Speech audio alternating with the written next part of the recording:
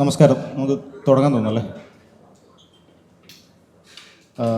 നമ്മളിപ്പോൾ വന്നിരിക്കുന്ന എല്ലാവർക്കും അറിയുന്നത് പോലെ തന്നെ നമ്മുടെ കഴിഞ്ഞ 4 വർഷത്തെ കഠിനാധ്വാന ഫലമായി നമ്മൾ ഈ വരുന്ന 23-ാം തീയതി തിയേറ്ററിലേക്ക് എത്തിക്കുന്ന നമ്മുടെ നരിവേട്ട എന്നുള്ള സിനിമയെക്കുറിച്ച് പറയാൻ വേണ്ടിയിട്ടാണ്. ഇതിൽ കുറച്ചും കൂടി ആൾക്കാർ വരാനുണ്ട്. ടെക്നിക്കൽ ക്രൂവിലൊക്കെയുള്ള ആൾക്കാർ ഇനിയും വരാനുണ്ട്. പ്രിയംവദ വരാനുണ്ട്. അപ്പം നമുക്ക് പറയാനുള്ളത്, ഇതിൻ്റെ ഒരു പോസ്റ്റ് പ്രൊഡക്ഷൻ സ്റ്റേജ് കഴിഞ്ഞ് 23-ാം തീയതി റിലീസ് ചെയ്യാൻ നിൽക്കുന്ന സിനിമയാണ്. വളരെ ആത്മവിശ്വാസത്തോടു കൂടിയാണ് നിങ്ങളെ സമീപിക്കുന്നത്. ഈ സിനിമ 23-ന് തിയേറ്ററിലേക്ക് എത്തുന്ന വിവരം ജനങ്ങളിലേക്ക് അറിയിക്കുക എന്ന ഉദ്ദേശത്തോടു കൂടിയാണ് നമ്മളിവിടെ എത്തിയിരിക്കുന്നത്. ഈ സിനിമ അർഹിക്കുന്ന ഒരു പ്രൊമോഷൻ സ്ട്രാറ്റജി അതിലേക്ക് എത്തിക്കുക എന്നുള്ള ഉദ്ദേശം കൂടി ഇതിൻ്റെ പുറകിലുണ്ട്. കൂടുതൽ ദൃശ്യമാധ്യമങ്ങളെയും പ്രിൻ്റഡ് മീഡിയയും ഉപയോഗിച്ചുകൊണ്ട് ഇതിനെ 23-ാം തീയതിയാണ് നമ്മൾ സിനിമ റിലീസ് ചെയ്യുന്നത് എന്ന് അറിയിക്കുക എന്നതാണ് ഇതിൻ്റെ ആദ്യമായ ഉദ്ദേശം. അപ്പോൾ നിങ്ങളുടെ സഹകരണവും അത്തരം കാര്യങ്ങൾക്ക് നമ്മൾക്ക് പ്രചോദനമായി ഉണ്ടാവണം എന്നുകൂടി അഭ്യർത്ഥിക്കുകയാണ് ഈ സമയത്ത്. ബാക്കി കാര്യങ്ങൾ എല്ലാവർക്കും നമസ്കാരം. അനുരാജ് പറഞ്ഞതുപോലെ ഈ സിനിമയെ പറ്റിയിട്ട് ഞങ്ങൾ കഴിഞ്ഞ കുറച്ച് ദിവസങ്ങളായിട്ട് ഇൻ്റർവ്യൂസിലൊക്കെ പറഞ്ഞതിനേക്കാൾ ഉപരി നമുക്ക് ഈ സിനിമയുടെ ആശയത്തെ പറ്റിയിട്ട് നമുക്ക് ഇനി കൂടുതലൊന്നും പറയാനില്ല. ഇതിൻ്റെ ഫിലിം മേക്കിംഗ് പ്രോസസ്സിനെ പറ്റിയിട്ടും ഇതിൽ അഭിനയിച്ചപ്പോൾ ഞങ്ങൾക്കുണ്ടായിട്ടുള്ള എക്സ്പീരിയൻസസ് ഒക്കെ ഇനിയും കുറേ ഉണ്ട് പറയാനായിട്ട്. പക്ഷേ ഇതിൻ്റെ ആശയം, നമ്മൾ മുന്നോട്ട് വയ്ക്കുന്ന ആശയം എന്ന് പറയുന്നത് നമ്മൾ കൃത്യമായിട്ട് വ്യക്തമായിട്ടുള്ളതാണെന്ന് വിശ്വസിക്കുന്നു എല്ലാവർക്കും. അപ്പോൾ ഈ സിനിമ ഞങ്ങൾ പ്രതീക്ഷിക്കുന്നത്, ഇത് തിയേറ്ററിൽ എത്തിക്കഴിഞ്ഞിട്ട് തിയേറ്ററിൽ നിന്ന് വേർഡ് ഓഫ് മൗത്ത് ആയിരിക്കും ഈ സിനിമയുടെ ഏറ്റവും നല്ല പ്രൊമോഷൻ എന്നാണ് ഞങ്ങൾ വിശ്വസിക്കുന്നത്. അപ്പോൾ ഞങ്ങൾക്ക് ഈ 23-ാം തീയതി, മെയ് 23-ാം തീയതി ഞങ്ങളുടെ സിനിമ തിയേറ്ററുകളിലേക്ക് എത്തുന്നു എന്നുള്ളതും ആ സിനിമയുടെ ക്വാളിറ്റി ഒരു തരി പോലും കോംപ്രമൈസ്ഡ് ആവാതെ ഇരിക്കാൻ വേണ്ടിയിട്ടാണ് ഞങ്ങൾ ഇപ്പോൾ ഈ ദിവസങ്ങൾ വരെയും ജോലി ചെയ്തുകൊണ്ടിരിക്കുന്നത്. എല്ലാ ഡിപ്പാർട്ട്മെൻറ്റിൻ്റെയും ജോലികളൊക്കെ കഴിഞ്ഞ്, സെൻസറും കഴിഞ്ഞ്, പടം ഇപ്പോൾ അപ്ലോഡിങ് സ്റ്റേജിലാണ് ഉള്ളത്. ഇപ്പോൾ ഈ സമയത്ത് വേറെ അവകാശവാദങ്ങളോ ഒന്നുമില്ല. ഞങ്ങളെല്ലാവരും നരിവേട്ട സിനിമയുടെ ടീം മുഴുവൻ നിങ്ങളെയൊക്കെ ക്ഷണിക്കുകയാണ് തിയേറ്ററുകളിലേക്ക് ഈ സിനിമ ഒന്ന് കണ്ടു നോക്കിയാൽ നിങ്ങൾക്ക് ഇഷ്ടപ്പെടും എന്ന് ഞങ്ങൾക്ക് ഉറപ്പുണ്ട്. അപ്പോൾ പിന്നെ സ്വാഭാവികമായിട്ടും ഈ സിനിമയ്ക്ക് അർഹിക്കുന്ന ഒരു വിജയം പ്രേക്ഷകർ തന്നെ നേടിത്തരും എന്നാണ് ഞങ്ങളുടെ വിശ്വാസം. Thank you so much.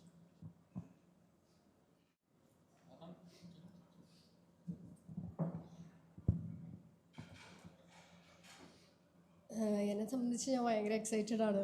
ഈ വരുന്ന 23-ാം തീയതി നരിവേട്ട വരുവാണ്. ഫിസിക്കലിയും മെൻ്റലിയും കുറേ കഷ്ടപ്പെട്ട് നമ്മൾ ചെയ്തൊരു വർക്കാണ്. ഇതിൽ എൻ്റെ മാത്രമല്ല, ഇതിൽ നമ്മുടെ കൂടെ അഭിനയിച്ച ട്രൈബിലെ ചേട്ടന്മാരും ചേച്ചിമാരാണെങ്കിൽ പോലും അവരും വളരെയധികം എഫേർട്ടൊക്കെ ഇട്ടിട്ടാണ് ഈ മൂവി നമ്മളെല്ലാവരും ചെയ്തിരിക്കുന്നത്.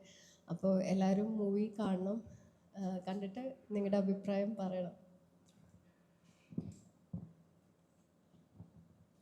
ഹായ്, ഞാനും വളരെയധികം എക്സൈറ്റഡ് ആണ്. മെയ് 23-ന് വേണ്ടി ഞാൻ വെയിറ്റ് ചെയ്തുകൊണ്ടിരിക്കുകയാണ്. ഇതൊരു വളരെയധികം ഒരു ഇമ്പോർട്ടൻ്റ് ആൻഡ് നെസസറി ആയിട്ടുള്ളൊരു ഫിലിമാണ്. ആൻഡ് ഇത്രയും അടിപൊളി ഒരു കാസ്റ്റ് ആൻഡ് ക്രൂവിൻ്റെ ഭാഗമാവാൻ പറ്റിയത് എന്നെപ്പോലൊരു ആക്ടർക്ക് ഒരു വലിയൊരു ബ്ലെസ്സിങ് ആണ്.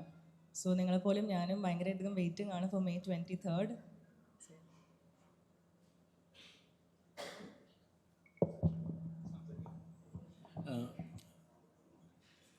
നരിവേട്ട എനിക്ക് തോന്നുന്നു,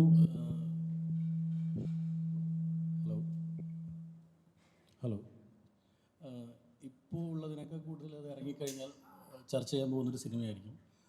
ഇപ്പോൾ ഇതിൽ വർക്ക് ചെയ്താണെങ്കിൽ അനുരാജിൻ്റെ 6 കൊല്ലത്തിന് ശേഷമുള്ളൊരു സിനിമയാണ്. ജെയ്ക്സ് വളരെ മനോഹരമായിട്ട് മ്യൂസിക് ചെയ്തിട്ടുണ്ട്. ഞങ്ങൾ കഴിഞ്ഞ ദിവസം കണ്ടിട്ട് എൻ്റെ ഒരു സുഹൃത്തുണ്ടായിരുന്നു പടം കാണാൻ. അവൻ പടം കാണുമ്പോൾ അവനിരുന്ന് കരയായിരുന്നു. സോ അപ്പോൾ ഞാൻ അതൊക്കെ എനിക്കൊക്കെ ഇത്രയും കാലത്തിനിടയ്ക്ക് ആദ്യമായിട്ടുള്ളൊരു അനുഭവം, അങ്ങനെ ഒരാൾ പ്രിവ്യൂ ഒക്കെ കണ്ടിട്ടിരുന്ന്. സോ എല്ലാവരും പടം കാണുക 23-ാം തീയതി. നമസ്കാരം. ഇത് ഈ സമയത്ത് നിർബന്ധമായിട്ടും പറയേണ്ട ഒരു വിഷയമാണ്. ഇതിൽ കഥയും തിരക്കഥയും ഒക്കെ ആക്കിയിരിക്കുന്നത്. അതൊരു ത്രില്ലിംഗായ സിനിമയായി മാറിയിട്ടുണ്ടെന്നാണ് ഞങ്ങളുടെയൊക്കെ ഒരു വിശ്വാസം.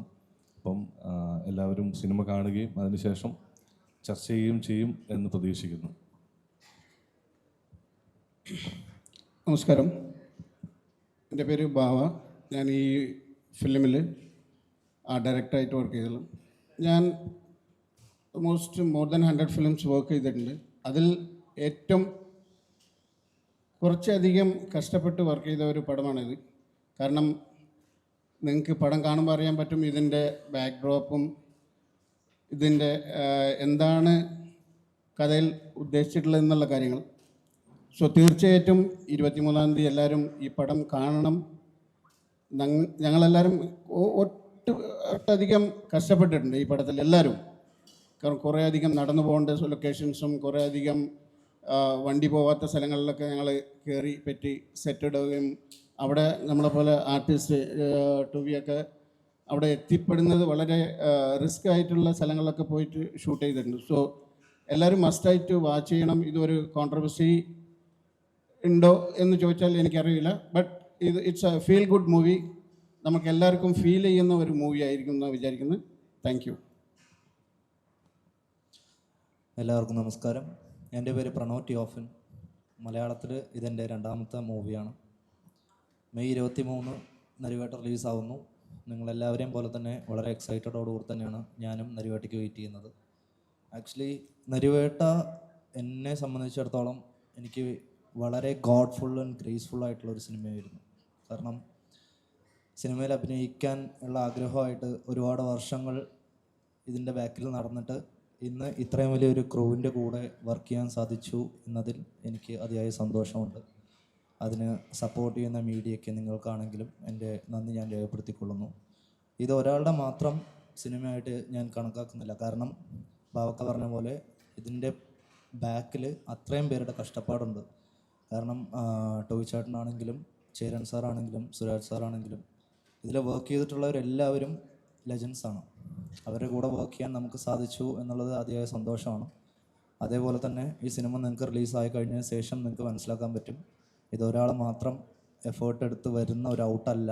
ഇതൊരു മൊത്തം ടീമും ഈ സിനിമ നന്നായി വരണം എന്ന് വിചാരിച്ചുകൊണ്ട് വർക്ക് ചെയ്ത് കഴിഞ്ഞാൽ മാത്രമേ ഇതുപോലൊരു ഔട്ട് നമുക്ക് കാണാൻ പറ്റുള്ളൂ. സോ അതിയായ സന്തോഷമുണ്ട്. 23-ന് വേണ്ടി ഞാനും വെയിറ്റ് ചെയ്യുന്നു. ദൈവം സഹായിച്ച് എല്ലാം നല്ല രീതിയിൽ നടക്കട്ടെ എന്ന് ഞാൻ പ്രാർത്ഥിക്കുന്നു. Thank you. ബാവക്ക നേരത്തെ പറഞ്ഞ പോലെ നമ്മൾ കുറേയൊക്കെ കാട്ടിനകത്തൊക്കെ ആയിരുന്നു ഷൂട്ട്. ഞാനൊരു ഇൻ്റർവ്യൂവിൽ പറഞ്ഞിട്ടുണ്ടായിരുന്നു, ബാവക്കയാണ് ഞങ്ങളുടെ കൂട്ടത്തിൽ ഞങ്ങളുടെ ഏറ്റവും സീനിയർ ആയിട്ടുള്ള ഏറ്റവും അങ്ങനെ we are looking up to him. അപ്പോൾ ഒരു ദിവസം രാവിലെ ഞാൻ ഷൂട്ടിന് വരുന്ന സമയത്ത് അപ്പോഴത്തേക്ക് അവിടെ ഓൾറെഡി കേൾക്കുന്ന വാർത്ത എന്ന് പറഞ്ഞാൽ ബാവക്ക വീണു, കല്ലിൽ വഴിക്ക് വീണു, മുറിവുണ്ട്, അങ്ങനെയൊക്കെയാണ് കേട്ടത്. അപ്പോൾ ഞാൻ ലൊക്കേഷനിലേക്ക് പോകുന്ന വഴിക്ക് ചോദിക്കണം, എന്നിട്ട് എവിടെയാണ്, ആശുപത്രി കൊണ്ടുപോയേക്കാണോ, എവിടെയാണ്? ഇല്ല, ദേ നിൽക്കണമെന്ന് പറഞ്ഞിട്ട് ആ മുറിവും എല്ലാം വെച്ചുകൊണ്ട് പുള്ളി അപ്പോഴും അവിടെ നിന്ന് പുള്ളിയുടെ കൂടെയുള്ള ആളുകളും ഒക്കെ ഉണ്ട് അവിടെ വെള്ളച്ചാട്ടത്തിൽ കല്ലുകൾ പിടിച്ചിടുന്നു, അത് ഇതൊക്കെ ചെയ്തുകൊണ്ടിരിക്കുകയാണ്. അപ്പോൾ ആ സമയത്ത് നമുക്ക് നമ്മളുടെ കൂട്ടത്തിൽ ഇതുപോലെ ഏറ്റവും പവർഫുള്ളായിട്ട് നിൽക്കുന്ന ആൾക്കാർ വീക്കായി പോയി കഴിഞ്ഞാൽ ചിലപ്പോൾ അന്നത്തെ ഷൂട്ടിൽ തന്നെ നമുക്ക് ഭയങ്കര ബുദ്ധിമുട്ടായിരിക്കും നമ്മളത് ഷൂട്ട് ചെയ്ത് തീർക്കാനായിട്ട്. അപ്പോൾ അതൊക്കെ തിരിച്ചറിഞ്ഞുകൊണ്ട് ബാവക്കയെ പോലെ മറ്റുള്ള എല്ലാ ഡിപ്പാർട്ട്മെൻറ്റിലെയും ആളുകൾ അങ്ങനെ കല്ല് പോലെ നിന്നതിൻ്റെ ഫലമായിട്ടാണ് നമുക്ക് വളരെ എഫിഷ്യൻ്റായിട്ട് നമുക്ക് എപ്പോഴെങ്കിലും നമുക്കിത് വർക്ക് ചെയ്ത് എക്സോസ്റ്റഡ് ആയി പോയെന്നോ വേണ്ടായിരുന്നെന്നോ മതിയായെന്നോ തോന്നിയിട്ടില്ല. അതിന് കാരണം എല്ലാവരും ഒരു കൂട്ടമായിട്ട് നിന്ന് ഒരു കാര്യത്തിന് വേണ്ടി അധ്വാനിക്കുന്ന സമയത്ത് അങ്ങോട്ടും ഇങ്ങോട്ടും ഷെയർ ചെയ്യുന്ന ഒരു എനർജിയാണെന്നാണ് ഞാൻ വിശ്വസിക്കുന്നത്. അത് ഈ സിനിമയിൽ ആവോളം ഉണ്ടായിരുന്നു. അതുകൊണ്ട് തന്നെ നമ്മൾ അങ്ങനെ ഭയങ്കര നമ്പർ ഓഫ് ഡേയ്സ് നമ്മൾ വിചാരിച്ചതിനേക്കാളും കൂടുതൽ ഷൂട്ട് ചെയ്യേണ്ടി വന്നിട്ടില്ല. എന്നാൽ നമ്മൾ വിചാരിച്ചതിനേക്കാളും വലിയ സെറ്റപ്പിലുള്ള ഷൂട്ടൊക്കെ ഈ സിനിമയ്ക്ക് പല സമയത്തും ആവശ്യമായിട്ട് വന്നിരുന്നു. അതും ഈ പറഞ്ഞ സമയത്ത് തന്നെ തുടങ്ങാനും പറഞ്ഞ സമയത്ത് തന്നെ തീരാനും ഇതിലുള്ള ഓരോ ഡിപ്പാർട്ട്മെൻറ്റിലെയും ഓരോ ജോലി ചെയ്ത ഓരോരുത്തരും അതുപോലെ ആത്മാർത്ഥമായിട്ട് പ്രവർത്തിച്ചിട്ടുണ്ട് എന്നുള്ളതിൽ ഈ ഒരു സമയം ശരിക്കും പറഞ്ഞാൽ എല്ലാവരോടും നന്ദി പറയാനും കൂടെ വിനിയോഗിക്കുന്നു. Thank you so much. ഈ നരിവേട്ട എന്ന് പറഞ്ഞ സിനിമയിൽ മുത്തങ്ങ സമരത്തിനോട് ഈ സിനിമ വരും തലമുറയിൽ എത്രത്തോളം നീതി പുലർത്തിയിട്ടുണ്ട്? ചോദ്യം മുഴുവൻ കേട്ടില്ല കേട്ടോ.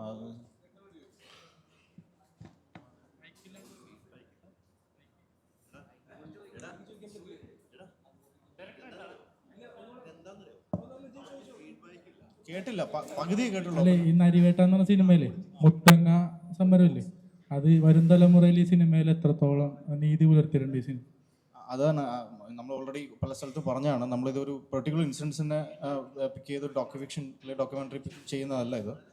ഒരു സംവിധായകൻ എന്ന നിലയ്ക്ക് നമ്മുടെ സ്വാതന്ത്ര്യം ഉപയോഗപ്പെടുത്തിക്കൊണ്ട് നമ്മൾക്ക് മുന്നിലുള്ള രാഷ്ട്രീയ വിഷയങ്ങളിൽ നിന്ന് ഒരുപാട് ഇൻസിഡൻസിനെ പിക്ക് ചെയ്തിട്ട് നമ്മളെടുത്ത ഒരു സിനിമാറ്റിക് ലിബർട്ടിയാണ് ഈ സിനിമ. എന്നാൽ നിങ്ങൾക്ക് ഇതിൻ്റെ ഉള്ളിൽ കൃത്യമായിട്ടുള്ള അടയാളപ്പെടുത്തലുകൾ കാണാൻ പറ്റും. അത്തരം സൂചനകൾ ഈ സിനിമയിലുണ്ട്. നീതിപൂർണമായ സമീപനമാണ് അത്. ഇപ്പം മുത്തങ്ങ സമരമായിക്കോട്ടെ, ചങ്ങര സമരമായിക്കോട്ടെ, അങ്ങനെ പൂയംകുട്ടി മുതലുള്ള സകല സമരങ്ങളോടും ഐക്യപ്പെടുന്ന തരത്തിൽ അല്ലെങ്കിൽ അതിലെ കണ്ടന്റുകളെ പൂർണ്ണമായും തന്നെയാണ് നമ്മൾ സമീപിച്ചിരിക്കുന്നത്. അതിൽ ഇന്നൊരു പെർട്ടിക്കുലർ ഇൻസിഡൻറ്റ് എന്നുള്ളത് നിങ്ങൾ ആ സിനിമ കണ്ടതിന് ശേഷം നിങ്ങളുടെ വിലയിരുത്തലിന് വിട്ടിരിക്കുകയാണ് എന്നതാണ് ഈ സമയത്ത് പറയാനുള്ളത്. എന്തുകൊണ്ടാണ് ഇപ്പോൾ വൈനോ ഇവിടെ? കാരണം 2003 വലിയൊരു ടെറർ നമ്മൾ വാർത്തകളിലൂടെ ആയാലും നമ്മൾ നേരിട്ട് കണ്ടതാണ്. ഒരു വലിയൊരു ടെററായിരുന്നു അത്. അത് പിന്നെ ഓർമ്മപ്പെടുത്തുക, തിയേറ്ററിൽ ഇങ്ങനെ ഒരു സ്ക്രീനിങ്ങിലൂടെ കൊണ്ടുപോകുക, എന്ത് പ്രാധാന്യമാണ് അതിനോട് ഉദ്ദേശിക്കുന്നത്? അല്ല, വീണ്ടും നിങ്ങൾ മുത്തങ്ങ തന്നെയാണ് പറഞ്ഞുകൊണ്ടിരിക്കുന്നത്. 2003 സംഭവിച്ച മുത്തങ്ങ ഇൻസിഡൻറ്റും കൂടെ ഉൾപ്പെടുത്തിക്കൊണ്ടാണ് നമ്മൾ ഈ സിനിമ ചെയ്തിരിക്കുന്നത്. അത് മുത്തങ്ങ സമരത്തെ തന്നെ മുൻനിർത്തിക്കൊണ്ട് അല്ലെങ്കിൽ ആ സംഭവത്തെ ഡോക്യുമെൻ്ററി ചെയ്യുക എന്നുള്ളതല്ല നമ്മുടെ ഉദ്ദേശം. നമ്മൾക്ക് മുൻകാലങ്ങളിൽ നടന്നിരുന്ന മഹാരഥന്മാരായിട്ടുള്ള സംവിധായകർ, എഴുത്തുകാർ, ഇപ്പോൾ MT sir, IV Sasi sir, ഇപ്പോൾ രഞ്ജി പണിക്ക് സാറ് ഒക്കെ അതാത് കാലത്തെ രാഷ്ട്രീയ വിഷയങ്ങളെ പരോക്ഷമായും പ്രത്യക്ഷമായും വിമർശിച്ച സിനിമകൾ ചെയ്തിരുന്നു. അപ്പോൾ അത്തരത്തിലുള്ള ബോധ്യങ്ങൾ വെച്ച് അബിൻ ആണ് ഇതിൻ്റെ തിരക്കഥ എഴുതിയിരിക്കുന്നത്. അബിൻ്റെ തിരക്കഥയ്ക്ക് യോജിച്ച തരത്തിൽ എൻ്റെ രാഷ്ട്രീയ ബോധ്യങ്ങളും സാമൂഹിക ബോധ്യങ്ങളും മാനവിക ബോധ്യങ്ങളും ഉൾപ്പെടുത്തിക്കൊണ്ടാണ് നമ്മൾ ഈ സിനിമ ട്രീറ്റ് ചെയ്തിരിക്കുന്നത്. അത് തീർത്തും ഒരു കൊമേഴ്ഷ്യൽ എൻ്റർടൈൻമെൻറ്റ് പാക്കേജും കൂടെ ആ സിനിമയിലുണ്ട്. അതിൻ്റെ സ്കെയില്, അത് എക്സിക്യൂട്ട് ചെയ്ത ലെവൽ, ഇത്രയും ടെക്നീഷ്യൻ ബാവയ്ക്ക് അടക്കമുള്ള ഷമീർ, ജെയ്സേട്ടൻ, രംഗേട്ടൻ, അതുപോലെ അഭിനയിച്ചിരിക്കുന്ന ടോവി, സുരാജേട്ടൻ, ചേരൻ സാർ, അങ്ങനെ പ്രേംവദ, ആര്യ, പ്രണവ്, അങ്ങനെ നിരവധിയായിട്ടുള്ള ടെക്നീഷ്യന്മാരുടെയും ആർട്ടിസ്റ്റുകളുടെയും പരിശ്രമ ഫലമായി ഉണ്ടാകുന്ന ഒരു വലിയ സ്കെയിൽ സിനിമ ആയിട്ടാണ് ഇതിനെ നിങ്ങൾ റീഡ് ചെയ്യേണ്ടത്. അതിൻ്റെ അകത്തുള്ള വരികൾക്കിടയിലുള്ളത് നിങ്ങൾ തിയേറ്ററിലിരുന്ന് കൃത്യമായി നിങ്ങളൊരു ഊഹം വെക്കുന്നതിനപ്പുറത്ത് തിയേറ്ററിലിരുന്ന് നിങ്ങൾ കണ്ടിട്ട് അതിൽ നിങ്ങൾക്ക് എന്ത് റീഡിംഗ് ആണ് കിട്ടുന്നതിനുള്ള ചോദ്യങ്ങളെ ഉത്തരം പറയുന്നതായിരിക്കും കുറച്ചും കൂടി നമ്മുടെ ഭാഗത്ത് സത്യസന്ധമാവുക എന്നാണ് ഈ സമയത്ത് നമുക്ക് തോന്നുന്നത്. ഒരു കാര്യം കൂടെ ആഡ് ചെയ്തോട്ടെ, ഈ സിനിമയിൽ നമ്മൾ പറയുന്നത് വളരെ പ്രാധാന്യമുള്ളൊരു വിഷയം തന്നെയാണ്. പക്ഷെ അത് ഈ നേരത്തെ ഞങ്ങൾ പറഞ്ഞതുപോലെ ഇത് ഫിക്ഷണൽ തന്നെയാണ്. ഫിക്ഷണലായിട്ടുള്ള ഒരു കഥയിലേക്ക് നമ്മൾ കണ്ടിട്ടുള്ള ഇൻസിഡൻസിൽ നിന്ന് നമ്മൾ അതിൽ നിന്ന് ഇൻസ്പിറേഷൻസ് ഉൾക്കൊണ്ടിട്ടുണ്ട് എന്നുള്ളതല്ലാതെ ഏതെങ്കിലും ഒരു പെർട്ടിക്കുലർ ഇൻസിഡൻറ്റിൻ്റെ ഷോർട്ട് ബൈ ഷോർട്ട് ഡോക്യുമെൻറ്റേഷനേ അല്ല ഈ സിനിമ. അത് ഈ സിനിമ കാണുമ്പോഴും നിങ്ങൾക്ക് മനസ്സിലാവും. അതിനകത്ത് പറഞ്ഞിരിക്കുന്ന വിഷയം പോലെ തന്നെ അല്ലെങ്കിൽ അതിനേക്കാൾ ഒരുപടി കൂടുതൽ ഈ സിനിമയിൽ അതെങ്ങനെ പറഞ്ഞിരിക്കുന്നു, അതിന് നമ്മൾ ഉപയോഗിച്ചിരിക്കുന്ന സങ്കേതങ്ങൾ എന്തൊക്കെ, നമ്മളുടെ സിനിമയുടെ ക്വാളിറ്റി, സിനിമയിലെ ഓരോ ഡിപ്പാർട്ട്മെൻറ്റിലും വർക്ക് ചെയ്തിട്ടുള്ള ആൾക്കാർ പുട്ടിൻ ചെയ്തിട്ടുള്ള എഫേർട്ട്, അതുകൊണ്ട് വന്നിട്ടുള്ള ഔട്ട്പുട്ട് എന്നുള്ളത് തന്നെയാണ് ഈ സിനിമയുടെ മേന്മയായിരിക്കുക. അത് എന്ത് വിഷയം പറയുന്നു എന്നുള്ളത് പോലെ തന്നെ ഇമ്പോർട്ടൻ്റ് ആണ് അത് എങ്ങനെ പറഞ്ഞിരിക്കുന്നു എന്നുള്ളത്. വിഷയമല്ല, ഈ പറഞ്ഞിരിക്കുന്ന വിഷയം മാത്രമല്ല നമ്മൾ ഇതിൻ്റെ ഒരു മേന്മയായിട്ട് അതുകൊണ്ട് നിങ്ങൾ ഈ സിനിമ കാണണം എന്ന് നമ്മൾ ഒരിക്കലും പറയില്ല. നേരെ മറിച്ച് ഈ സിനിമ നമ്മൾ എടുത്തു വെച്ചിരിക്കുന്നത് ഒരു സിനിമയായിട്ട് നിങ്ങൾ തിയേറ്ററിൽ ഇത് കാണുമ്പോൾ തുടക്കം മുതൽ അവസാനം വരെ ആ സിനിമയിൽ നിങ്ങൾ എൻഗേജ്ഡ് ആയിരിക്കും. ആ സിനിമ നിങ്ങളെ ചിന്തിപ്പിക്കും. സിനിമ കണ്ടിറങ്ങിയതിന് ശേഷവും ആ സിനിമ അത് നമുക്കൊരു അതിനകത്തുള്ള ഫിൽം മേക്കിങ്ങും അതിനകത്ത് നമ്മൾ ഉപയോഗിച്ചിട്ടുള്ള ടെക്നിക്കൽ എലിമെൻസും ഒക്കെയാണ് ആ ഒരു എക്സ്പീരിയൻസ് നിങ്ങൾക്ക് തരിക. ഇതിനകത്ത് പറഞ്ഞിരിക്കുന്ന വിഷയം അത്തരം പ്രാധാന്യത്തോടുകൂടി തന്നെയാണ് നമ്മൾ നോക്കി കണ്ടിരിക്കുന്നത്. അത് ഈ തെറ്റിദ്ധരിക്കരുത്. അതായത് നമ്മൾ ഇതാണ് ചരിത്രം, ഇതാണ് സംഭവിച്ചത് എന്ന് പറഞ്ഞ് ഞങ്ങൾക്ക് ഇത് മുന്നോട്ട് വയ്ക്കാൻ പറ്റില്ല. കാര്യം നമുക്ക് ഒരു സിനിമ എന്നുള്ള നിലയ്ക്കുള്ള ഒരു ഫിക്ഷണൽ ആയിട്ടുള്ള എലമെന്റ്സ് നമ്മൾ ആഡ് ചെയ്തിട്ടുണ്ട്. എൻ്റെ കഥാപാത്രം ഈ സിനിമയിൽ ഒരു ഫിക്ഷണൽ കഥാപാത്രമാണ്. പല കഥാപാത്രങ്ങളും അതുപോലത്തെ ഭൂരിഭാഗം കഥാപാത്രങ്ങളും അങ്ങനത്തെ ഫിക്ഷണൽ കഥാപാത്രങ്ങൾ തന്നെയാണ്. അതിന് നമുക്ക് ഈ സിനിമയായിട്ട് കാണുന്ന സമയത്ത് അതിൻ്റെ രസചരട് പൊട്ടിപ്പോവാതിരിക്കാൻ വേണ്ടിയിട്ട് ആ ആവശ്യത്തിന് സിനിമാറ്റിക് ലിബർട്ടി ഇതിനകത്ത് എടുത്തിട്ടുണ്ട്. ചോദിക്കാൻ വേറെ കാരണം നരിവേട്ട കാണുമ്പോൾ പെട്ടെന്ന് നമുക്ക് മൈൻഡ് വരുന്ന ഒരൊറ്റ ഇതാണ്. ഞങ്ങളിത് എവിടെയും പറഞ്ഞിട്ടില്ലല്ലോ. നിങ്ങൾ തന്നെ ഊഹിച്ചെടുക്കുകയാണെങ്കിൽ അപ്പോൾ നിങ്ങൾ പടം കാണാൻ വേണ്ടി വെയിറ്റ് ചെയ്യൂ. നിങ്ങൾ ഉറപ്പിച്ചിട്ട് ചോദിക്കൂ. തീർച്ചയായും കാണും. ഞങ്ങളത് ഇത് ആ ഇൻസിഡന്റ് തന്നെയാണ് എന്ന് ഞങ്ങൾ പറയുകയാണെങ്കിൽ അതിനോട് നീതി പുലർത്തിയോ എന്നുള്ള ചോദ്യം നിങ്ങൾക്ക് ചോദിക്കാം. പക്ഷെ അതേസമയം ഞാൻ തിരിച്ച് അങ്ങോട്ട് പറയുന്നത് ഇതൊരു ഫിക്ഷണൽ കഥയാണ്. നമ്മൾ കാണുന്ന സിനിമകളെല്ലാം, നമ്മൾ കാണുന്ന ഫാന്റസി സിനിമകൾ ഒഴിച്ചു ബാക്കി എല്ലാ സിനിമകളും എന്തിൽ നിന്നുമൊക്കെ റിയൽ ലൈഫ് ഇൻസിഡന്റിൽ നിന്ന് ഇൻസ്പയർഡ് ആയിട്ട് അതിൽ കുറച്ച് ഫിക്ഷനും കൂടെ ആഡ് ചെയ്തിട്ടാണല്ലോ നമ്മളിവിടെ എല്ലാ സിനിമകളും ഉണ്ടാവുന്നത്. അപ്പൊ അതുപോലൊരു സിനിമയായിട്ട് മാത്രം ഇതിനെ കാണുകയും ഈ സിനിമയിൽ പറയുന്ന വിഷയം നിങ്ങൾ വിട്ടേക്കൂ, ഈ സിനിമ നിങ്ങൾക്ക് തരുന്ന അനുഭവം എന്താണ് എന്നുള്ളത് മാത്രമായിരിക്കണം ഈ സിനിമയുടെ മേന്മ. അനുരാജ്, ഈ ഇതിപ്പം റിയൽ ഇൻസിഡന്റിൽ ബന്ധപ്പെട്ടൊരു സിനിമയാണെന്ന് പറഞ്ഞു. ഇപ്പം ട്രെയിലറിൽ ഒരു ഷോട്ടുണ്ട്, ഒരു മേലുദ്യോഗസ്ഥനും ഒരു കീഴുദ്യോഗസ്ഥനെ ജീപ്പിൽ ചേർത്ത് പിടിക്കുന്ന ഒരു ഷോട്ടുണ്ട്. അപ്പോൾ അതൊരു 10-12 വർഷം മുമ്പ് സെൻകുമാർ സാർ അദ്ദേഹത്തിൻ്റെ കീഴുദ്യോഗസ്ഥനെ ഒരു കോളേജ് ഇഷ്യൂമായിട്ട് ബന്ധപ്പെട്ട് ചേർത്ത് പിടിക്കുകയും അത് ആ സെയിം പോലെ തന്നെയാണ് നമുക്ക് ഫീൽ ചെയ്ത്. പിറ്റേ ദിവസത്തെ പേപ്പറിലൊക്കെ അത് വളരെ ന്യൂസ് ആയിരുന്നു. ഇപ്പോൾ ഒരു സിനിമ എടുക്കുമ്പോൾ ഇപ്പോൾ മുത്തങ്ങ ഇൻസിഡന്റ് പോലെ അതാണെന്ന് പറയുന്നില്ലെങ്കിൽ പോലും അതൊരു റിയൽ ഇൻസിഡന്റ് ആണ്. ഇപ്പോൾ ഈ കാണിച്ച ഒരു ഷോട്ട് നമുക്ക് പെട്ടെന്ന് റിലേറ്റ് ചെയ്യാൻ പറ്റും. ഇപ്പോൾ അനുരാജ് തന്നെ പറഞ്ഞു ഒന്നിൽ കൂടുതൽ റിയൽ ഇൻസിഡൻസ് കണക്ട് ചെയ്തിട്ടാണെന്നുള്ളത്. അപ്പോൾ നോർമലി നമ്മൾ കാണുന്നത് ഒരു റിയൽ ഇൻസിഡന്റിനെ ബേസ് ചെയ്ത് ഒരു സിനിമ വരുന്നു. ഇതിപ്പോൾ ഒരു സിനിമയ്ക്കകത്ത് പല റിയൽ ഇൻസിഡൻസ് വരുമ്പോൾ എല്ലാത്തിനോടും എങ്ങനെ നമുക്ക് ഒരു ആസ് എ മേക്കർ നീതി പുലർത്താൻ പറ്റും? അല്ല, അത് ഇപ്പോൾ ഇപ്പം നേരത്തെ നമുക്ക് മുൻപേ യാത്ര ചെയ്ത സിനിമകൾ പോലും ഒരു ഇൻസിഡൻറ്റിനെ തന്നെ അല്ല പൊർട്രേറ്റ് ചെയ്യാറ്. പല ആ എഴുത്തുകാരൻ്റെ, ആ സംവിധായകൻ്റെ, അയാളുടെ കാഴ്ച, നേരത്തെ ഞാൻ പറഞ്ഞതുപോലെ അയാൾക്കുള്ളിലുള്ള രാഷ്ട്രീയ ബോധ്യങ്ങളും സാമൂഹിക ബോധ്യങ്ങളും ചിലപ്പോൾ അടയാളപ്പെടുത്താറുണ്ട്. ഇപ്പോൾ നിരവധി സിനിമകൾ തന്നെ എടുത്തു നോക്കിയാൽ നമുക്ക് എക്സാമ്പിൾ ഉണ്ട്. അത് കുറേ നീണ്ട നേരെയുണ്ട്, പറയാൻ പറ്റില്ല. ഇപ്പം നിങ്ങൾ ഈ പെർട്ടിക്കുലർ ഇൻസിഡൻറ്റ് പറഞ്ഞു, അത് നമ്മൾ ശരിക്കും പറഞ്ഞാൽ അത് അടയാളപ്പെടുത്തൽ തന്നെയാണ്. അത് ഏത് തരത്തിലാണെന്ന് വെച്ചാൽ പോലീസ് ഹൈറാർക്കിയിൽ നമ്മൾ കാണുന്ന ചിലപ്പോൾ അത് മാത്രമായിരിക്കണമെന്നില്ല, ചില മറ്റു ചില വിഷ്വലും കൂടി ചിലപ്പോൾ ഉൾപ്പെടുത്തേണ്ടി വരും. അതുപോലെ തന്നെ മറ്റ് റീഡിങ്ങുകൾ കൂടി സിനിമയിലുണ്ട് എന്നാണ് പറയുന്നത്. ഞാൻ പറഞ്ഞത് തുടക്കത്തിൽ അതാണ് പറഞ്ഞത്, ഈ സിനിമ നിങ്ങൾക്ക് പൂർണ്ണമായും എൻജോയ് ചെയ്യാൻ പറ്റുന്ന സംഘർഷങ്ങളുള്ള, കോൺഫ്ലിക്റ്റുകളുള്ള, ഇമോഷണൽ കണക്ഷനുള്ള കൃത്യമായി നമ്മൾ അടയാളപ്പെടുത്തിയിട്ടുള്ള സിനിമയാണ്. ആ കോൺഫിഡൻസിലാണ് നമ്മളിവിടെ വന്നിരിക്കുന്നത്, നിങ്ങളെ പ്രസ് മീറ്റിൽ എന്നുള്ള നിലക്ക് വന്നിരിക്കുന്നത്. പിന്നെ എന്നെ സംബന്ധിച്ചിട്ട് ആസ് എ ഫിലിം മേക്കർ, ഞാൻ ഇഷ്ക് എന്നുള്ള സിനിമ കഴിഞ്ഞിട്ട് ഞാൻ 6 വർഷത്തിന് ശേഷം ചെയ്യുന്ന സിനിമയാണ്. ടോവി എൻ്റെ സുഹൃത്താണ്. എന്നെ സംബന്ധിച്ച് ടോവി പോസ്റ്റ് പ്രൊഡക്ഷൻ സ്റ്റേജ് കഴിഞ്ഞ് പ്രിവ്യൂ കഴിഞ്ഞിട്ട് നമ്മൾ വന്നിരിക്കുന്നത്. ആ ടോവിയുടെ one of the best performance ആണ് സിനിമയിൽ. അതെനിക്ക് അഹങ്കാരത്തോടു കൂടി തന്നെ പറയാൻ പറ്റും. എന്നെ വിസ്മയിപ്പിച്ച ചില മുഹൂർത്തങ്ങൾ, എന്നെ കരയിപ്പിച്ച, എന്നെ ഇമോഷണലി ടച്ച് ചെയ്ത ഒരുപാട് മുഹൂർത്തങ്ങൾ സിനിമയിലുണ്ട്. ടോവിയുടെ കരിയറിൽ തന്നെ അടയാളപ്പെടുത്താൻ പറ്റുന്ന ഒരു സിനിമയായി ഇത് മാറും എന്നത് പൂർണ്ണ വിശ്വാസത്തോടു കൂടി ഞാൻ പറയാണ്. ഇപ്പോൾ പിന്നെ അതിനകത്ത് എന്താണെന്ന് വെച്ചാൽ സത്യമായിട്ടും ഇത് അങ്ങനെയുള്ള കുറേ റിയൽ ഇൻസിഡൻസിനെ സിനിമയാക്കാൻ വേണ്ടിയിട്ട് എടുത്തിട്ടുള്ള സിനിമയല്ല. ഇത് ഈ സിനിമയ്ക്ക് കഥയും കഥാപാത്രമാണ് ആദ്യം ഉണ്ടായത്.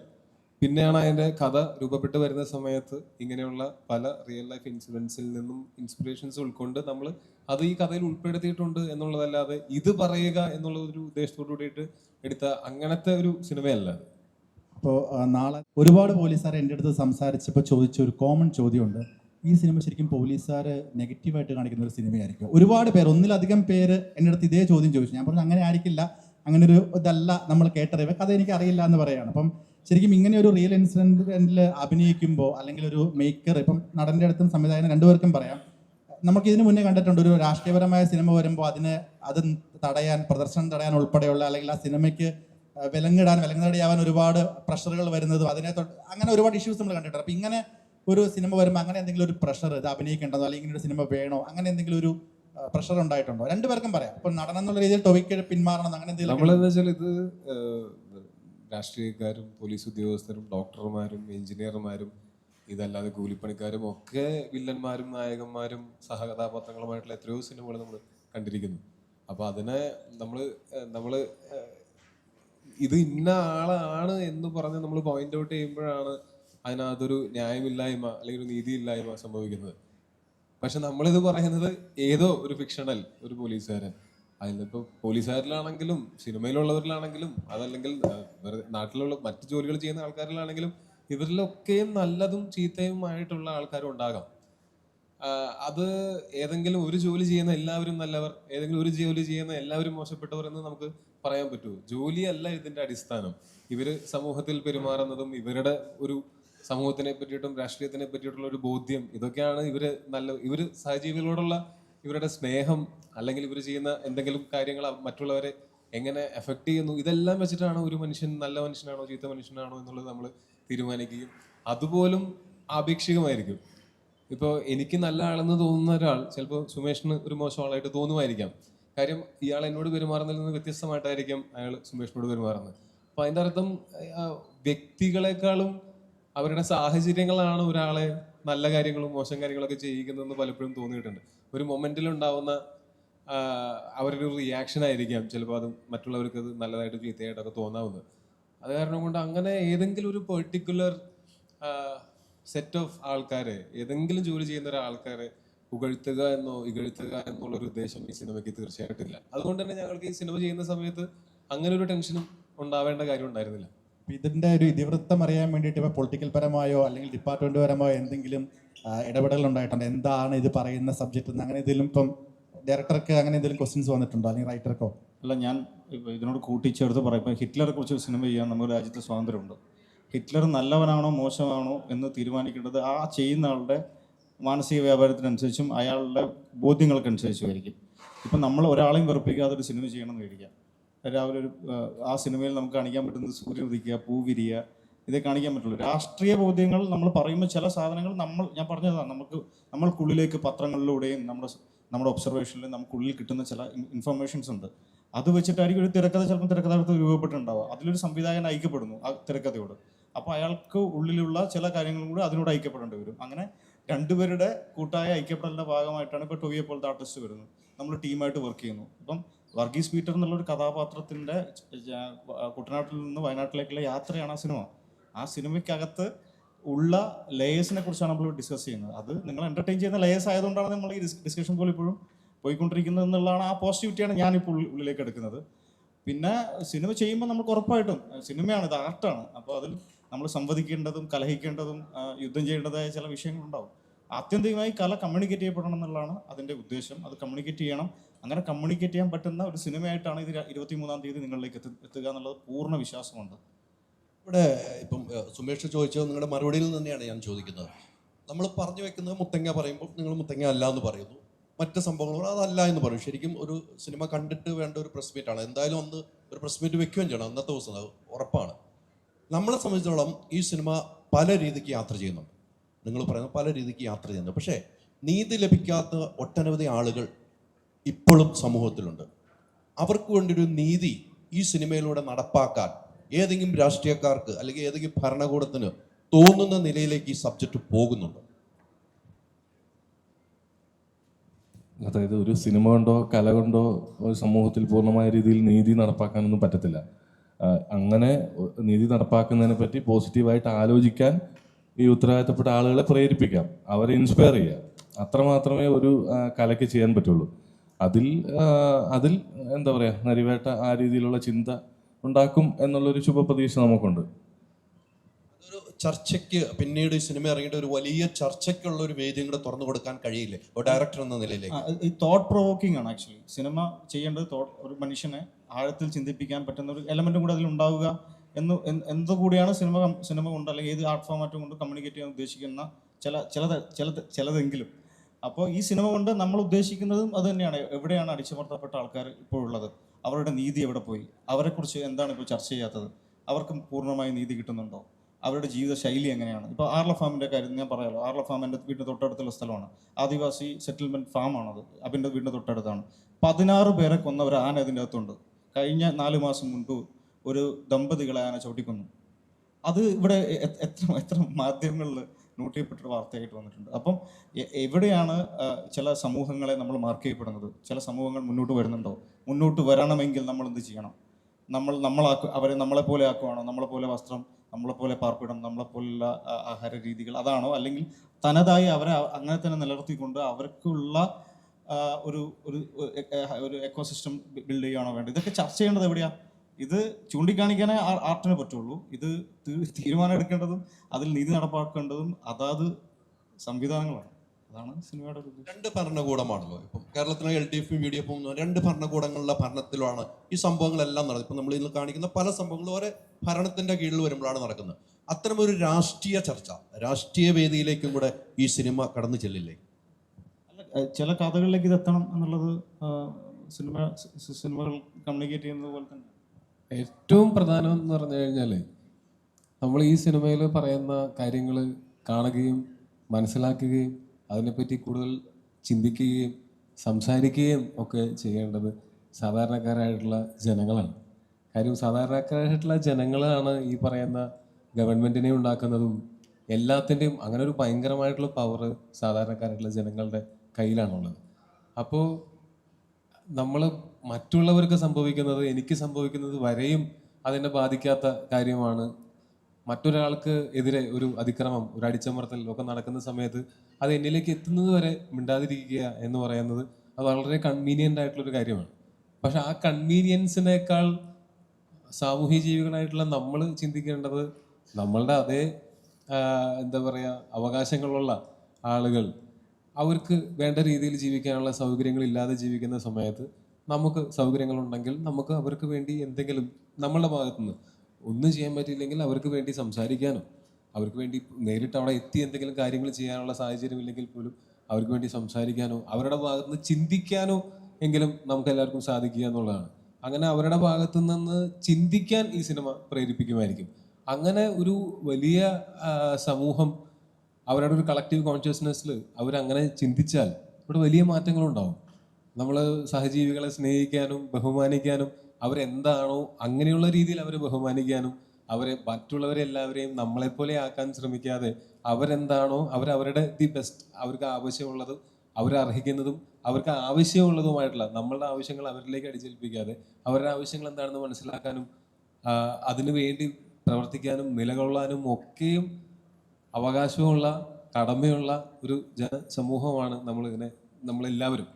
അപ്പോൾ ആ സമൂഹത്തിന് ഇത് വിസ്മരിക്കപ്പെട്ടു പോയ കാര്യങ്ങൾ ഓർമ്മിപ്പിക്കാനും അതോ ഇങ്ങനെയൊക്കെ സംഭവിക്കുമോ എന്ന് ചിന്തിക്കുന്നവർക്ക് ഇങ്ങനെയൊക്കെ സംഭവിച്ചേക്കാം എന്നൊരു ചൂണ്ടുവലക വെച്ചു കൊടുക്കാനും ഒക്കെയാണ് നമ്മൾ ഈ സിനിമ കൊണ്ട് നമ്മൾ ശ്രമിക്കുന്നത്.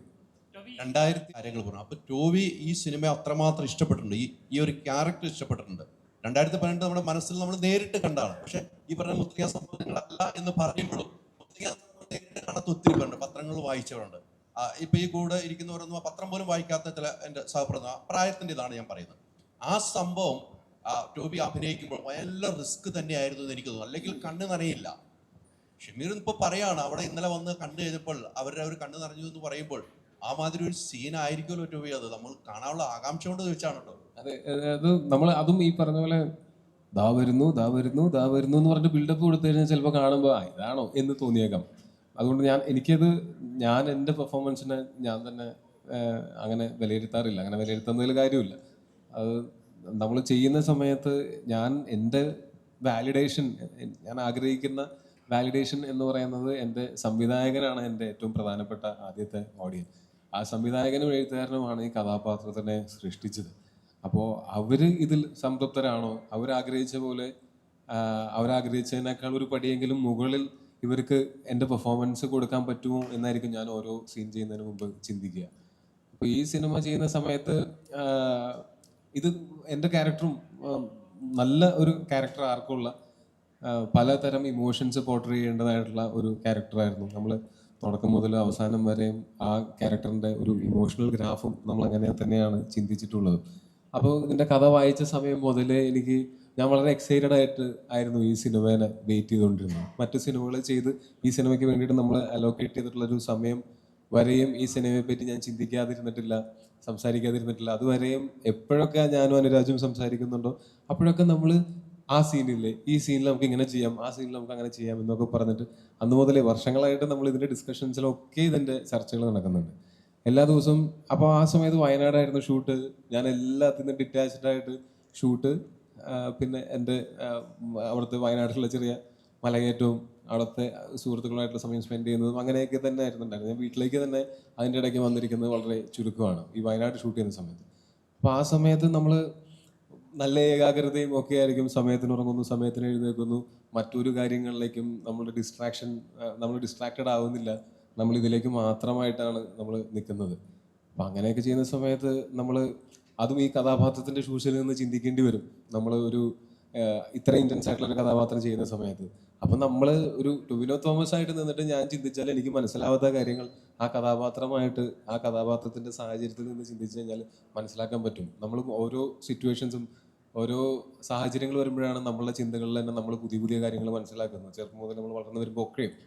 അപ്പോൾ ഇപ്പോൾ അതുപോലെ എന്നിട്ട് അത് നമ്മൾ സ്ക്രീനിൽ അവതരിപ്പിക്കുമ്പോൾ നമ്മൾ ശരിക്കും കരയുമ്പോഴും സിനിമയിൽ അഭിനയിക്കുന്ന സമയത്ത് കരയുമ്പോഴും ഒരേ മസിൽസ് തന്നെയാണ് ചലിപ്പിക്കപ്പെടുന്നത്. ഒരേ ടിയർ ഗ്ലാൻഡിൽ നിന്ന് തന്നെയാണ് ഈ കണ്ണീര് വരുന്നത്. നമ്മൾ ഗ്ലിസറിൻ ഇടാതെയും നമുക്ക് കരയാൻ പറ്റും. നമ്മളുടെ ഈ സിറ്റുവേഷൻസ്, സിനിമയിലെ സിറ്റുവേഷൻസ് ഭയങ്കര ആത്മാർത്ഥമാണെങ്കിൽ നമ്മൾ സിനിമ കണ്ട് കരയുന്ന ആൾക്കാരല്ലേ.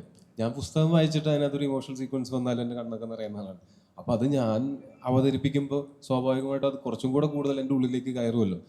അപ്പോൾ അങ്ങനെ ഉണ്ടായിട്ടുള്ള സമയങ്ങളുണ്ട്. എനിക്ക് ഭയങ്കര അത് സിനിമ കാണുന്ന പ്രേക്ഷകർക്ക് അതേപോലെ തന്നെ അത് ഫീൽ ചെയ്യുമോ എന്നൊന്നും എനിക്കറിയില്ല. പക്ഷെ എനിക്ക് പേഴ്സണലി ഒരു സീൻ ചെയ്തുകൊണ്ടിരിക്കുന്ന സമയത്ത് അത് ഇച്ചിരി ലോങ് ടേക്ക് ആയിരുന്നു. സിനിമയിൽ വരുമ്പോൾ അത് എഡിറ്റ് ചെയ്തിട്ട് കട്ടായിട്ടായിരിക്കും, അതിനിടയ്ക്ക് വേറെ ഷോട്ടുകളൊക്കെ ഉണ്ടാവും. പക്ഷെ നമ്മളൊരു മാസ്റ്റർ ഷോട്ട് പോലെ നമ്മളൊരു ദിവസം രാവിലെ വന്ന് പ്രിപ്പയർഡ് ആയിട്ട്, അപ്പോൾ അന്ന് ഞാനും ആ മൂഡിലായിരുന്നു, മൊത്തം ക്രൂവും കുറച്ച് സൈലൻ്റ് ആയിരുന്നു. അന്ന് എടുക്കാൻ പോകുന്ന സീൻ ഇതാണെന്ന് അറിയാവുന്ന കാരണം കൊണ്ട് അങ്ങനെ വന്ന് നമ്മൾ ഈ സീൻ പെർഫോം ചെയ്ത് ത്രൂ ഔട്ട് പെർഫോം ചെയ്ത് കഴിഞ്ഞപ്പോൾ അനുരാജ് സാധാരണ കട്ട് എന്ന് പറഞ്ഞിട്ട് തന്നെ കട്ട്. അപ്പോൾ ഈ കട്ട് കണ്ടപ്പോൾ നമുക്ക് അനുരാജിൻ്റെ ശബ്ദമെടറി എന്ന് പറയുന്ന സമയത്ത് എനിക്കത് അവിടെ സ്പോട്ടിൽ വെച്ചിട്ട് PWD എനിക്ക് അവാർഡ് തന്നു. നീ ഹനുമാനല്ല സുലൈമാനല്ല ഹനുമാനാണെന്ന് പറയുന്ന പോലത്തെ ഒരു എക്സ്പീരിയൻസ് ആണ് എനിക്ക് ഉണ്ടായത്. അതാണ് നമ്മളിത് സിനിമ ഇറങ്ങിയതിന് ശേഷം വരുന്ന റെസ്പോൺസുകളേക്കാൾ ഓൺ ദ സ്പോട്ടിൽ വരുന്ന പെർഫോമൻസ്, ചില സമയത്ത് അങ്ങനത്തെ കയ്യടികളൊക്കെ കിട്ടുമ്പോൾ അതാണ് ആസ് എൻ ആക്ടർ നമുക്ക് ഏറ്റവും എടുക്കാൻ പറ്റുന്ന ഒരു കാര്യം. അനുരാജിൻ്റെ സുഹൃത്താണ്, അനുരാജ് ആ സിനിമയുടെ സംവിധായകനാണ്. അതുകൊണ്ട് ചിലപ്പോൾ അനുരാജിന് കുറച്ചും കൂടി ഇമോഷണലി ഇതിൽ ഇൻവെസ്റ്റഡ് ആയതുകൊണ്ടായിരിക്കാം ആ സമയത്ത് എൻ്റെ പെർഫോമൻസ് കണ്ടിട്ട് കരച്ചിൽ വന്നത്. അതുപോലെ തന്നെ പ്രേക്ഷകർക്കും ഉണ്ടാവണമെന്ന് നമുക്ക് വാശി പിടിക്കാൻ പറ്റില്ല. പക്ഷെ എനിക്ക് പേഴ്സണലി അത് ഭയങ്കര ഊർജ്ജമായിരുന്നു. അത് തന്നെയാണല്ലോ ഒരു അപ്രിസിയേഷനാണ് ഒരു കലാകാരനെ സംബന്ധിച്ചിടത്തോളം ഏറ്റവും വലിയ ഒരു ഫ്യൂവൽ എന്ന് പറയുന്നത്, മുന്നോട്ട് പോകാൻ പ്രേരിപ്പിക്കുന്നത്. അത് അങ്ങനെയുള്ള കുറേ എക്സ്പീരിയൻസസ് ഈ സിനിമയിലുണ്ടായിരുന്നു. ഓരോ സീനുകളും ഞാൻ വളരെ എക്സൈറ്റഡ് ആയിട്ട് തന്നെ പ്രിപ്പയർഡ് ആയിട്ട് തന്നെ ചെയ്യാനായിട്ട് അതിനുള്ള എന്താ പറയുക, ഞാനങ്ങനെ വീട്ടിൽ നിന്ന് എഴുതിക്കൊണ്ട് വന്നിട്ട് പ്രിപ്പയർ ചെയ്യുന്ന അങ്ങനെയല്ലല്ലോ. ഇവരെനിക്ക് അതിനുള്ള അത്രയും ഇൻപുട്സ് തന്നിട്ടുണ്ടായിരുന്നു. ഇവർ തന്ന ആ സ്ക്രിപ്റ്റിൽ ആ ടെക്സ്റ്റിലുണ്ടായിരുന്നു ഏതൊക്കെ രീതിയിൽ ചെയ്യാം എന്നുള്ളത്. അതിനുശേഷം ഞങ്ങളുടെ ഡിസ്കഷൻസിൽ ഞങ്ങൾ ഈ ക്യാരക്ടറിനെ ഡിസൈൻ ചെയ്ത് വെച്ചിട്ട് ഞാൻ ഈ ക്യാരക്ടർ അപ്പോൾ ഈ സിറ്റുവേഷനിൽ ഇങ്ങനെയായിരിക്കും പെരുമാറുന്നതെന്ന് മനസ്സിൽ ചെറിയൊരു ധാരണ ഉണ്ടാവും. പിന്നെ അവിടെ ചെന്ന് നിന്നിട്ട് എല്ലാവരും നമ്മളൊരു ടീമായിട്ട് വർക്ക് ചെയ്യുന്ന സമയത്ത് മറ്റേ പല ഇൻഹിബിഷൻസും മറന്ന് നമുക്ക് പെർഫോം ചെയ്യാൻ പറ്റും. അതൊക്കെ ഈ സിനിമയിൽ ഭയങ്കരമായിട്ട് ഉണ്ടായിരുന്നു. അനുരാജ്, ഇപ്പം ഈ സിനിമ ചോദ്യങ്ങൾ എത്തണേ. ജെയ്ക്സ് പറഞ്ഞിട്ടുണ്ടായിരുന്നു ഈ സിനിമ ഇതിലെ പാട്ട് തന്നെ ഇപ്പൊ ട്രെൻഡിങ്ങിലാണ് ഓടിക്കൊണ്ടിരിക്കുന്നത്. അപ്പൊ ജെയ്ക്സ് ടോവിനോയുടെ കരിയറിലെ ഏറ്റവും മികച്ച ചിത്രമായിരിക്കും ഇത് എന്ന് പറഞ്ഞിട്ടുണ്ടായിരുന്നു. ശരിക്കും ഇതിങ്ങനെ അതിന്റെ പാട്ടുകൾ തന്നെ നമുക്ക് പിന്നെ കേൾക്കാനായിട്ട് ഇഷ്ടം തോന്നുന്നു. അങ്ങനത്തെ ലെവലാണ് ഇതിന്റെ മ്യൂസിക്കിനെ കുറിച്ച് എങ്ങനെ അതൊന്നും പറയാം? അല്ല, ജെയ്ക്സ് ചേട്ടൻ ശരിക്കും പറഞ്ഞാൽ ഇത് ഷൂട്ട് കഴിഞ്ഞ് ഷമീർ ഫസ്റ്റ് കട്ട് കഴിഞ്ഞ് ആണല്ലോ നമ്മൾ ഈ മ്യൂസിക്കിന് ഇത് പിച്ച് ചെയ്യുക. അപ്പം ജെയ്ക്സ് ചേട്ടനായിട്ട് ഓരോ റീൽ വൈസാണ് മ്യൂസിക് ചെയ്തു പോകുക. അപ്പോൾ ഓരോ റീൽ കഴിയുന്നതനുസരിച്ച് സിനിമയുടെ സ്വഭാവം മാറുന്നതിൻ്റെ ഇൻപുട്ട് എനിക്ക് ജെയ്ക്സ് ചേട്ടൻ നിന്ന് കിട്ടുന്നുണ്ടായിരുന്നു. ആ റീലിൽ ഇമോഷൻ അല്ലെങ്കിൽ റീൽ ക്യാവസ് നടക്കുന്നുള്ളതിൻ്റെ പോലെ തന്നെ. അപ്പം നമ്മൾ സിനിമ കണ്ട കൂട്ടരിൽ ആദ്യം ശരിക്കും ഷമീർ ആണ് ആദ്യം ഇത് നമ്മൾ 3 മണിക്കൂറുള്ള ഫുട്ടേജിനെ 2:20 ആക്കുന്നത് ഷമീറാണ്. അതിനുശേഷം നമ്മൾ കാണുന്നു. അതിനുശേഷമാണ് ജെയ്ക്സ് ചേട്ടൻ ഇന്നാവുന്നത്. ജെയ്ക്സ് ചേട്ടൻ ഇന്നാവാൻ കുറച്ച് തുടക്കത്തിൽ കുറച്ച് പ്രയാസമായിരുന്നു. പക്ഷേ വൺസ് പുള്ളി ഇന്നായി കഴിഞ്ഞപ്പോൾ സിനിമയ്ക്ക് സംഭവിച്ച മാജിക്ക് ശരിക്കും എന്നെ തന്നെ ഭയങ്കരമായിട്ട് വിസ്മയപ്പെടുത്തിയ ചില ഏരിയാസൊക്കെ ആ സിനിമയിലുണ്ട്. അപ്പം ത്രൂ ഔട്ട് ജെയ്ക്സ് ചേട്ടനെ പോലത്തെ ഒരു ടെക്നീഷ്യൻ അതിന് ഇൻവോൾവ് ചെയ്ത് വർക്ക് ചെയ്യുക മാത്രമല്ല, ഇപ്പം തുടരെ സിനിമകൾ നന്നായി വന്നുകൊണ്ടിരിക്കുകയാണ് ജെയ്ക്സ് ചേട്ടൻ്റെ. അപ്പോൾ അതിൽ തന്നെ ജെയ്ക്സ് ചേട്ടൻ്റെ മ്യൂസിക്കിൽ എനിക്കൊന്ന് അയ്യപ്പനും കോശിയൊക്കെ കഴിഞ്ഞ ശേഷം പുള്ളിയുടെ ഒരു അടയാളപ്പെടുത്തൽ കൃത്യമായി വരുന്ന ഒരു സിനിമയായിരിക്കും എന്ന് പൂർണ്ണ ബോധ്യമുണ്ട്. ഇപ്പം ജെയ്ക്സ് ചേട്ടൻ്റെ മാത്രമല്ല, ഇതിലൊരു ടെക്നിക്കലി നിൽക്കുന്ന, ഞാൻ കഴിഞ്ഞ ദിവസം ഷമീറിൻ്റെ അടുത്ത് പറയണ്ടായിരുന്നു, എല്ലാവരും ഒരു ടെക്നിക്കൽ ഡിപ്പാർട്ട്മെൻറ്റിൽ നിന്ന് അടുത്ത ടെക്നിക്കൽ ഡിപ്പാർട്ട്മെൻറ്റിലേക്ക് സിനിമ പോകുന്ന സമയത്ത് മറ്റേ ടെക്നിക്കൽ ഡിപ്പാർട്ട്മെൻറ്റിനേക്കാൾ ഞാൻ മികച്ചതാവുക എന്നുള്ളൊരു മത്സര സ്വഭാവം ഈ സിനിമയ്ക്ക് യാത്രയിലുണ്ടായിരുന്നു. അത് ഞാൻ ഇങ്ങനെ മറയുന്ന കാണുകയുണ്ടായിരുന്നു. ഇപ്പം പറഞ്ഞ പോലെ ഈ ബാവക്കയുടെ ആയാലും, ബാവക്ക ഞാൻ നേരത്തെ വർക്ക് ചെയ്ത ആമ എന്നുള്ള സിനിമയാണ് ഞാൻ അസോസിയേറ്റ് ചെയ്യുമ്പോൾ ആമയിൽ ബാവക്ക ഡയറക്ടറായിരുന്നു.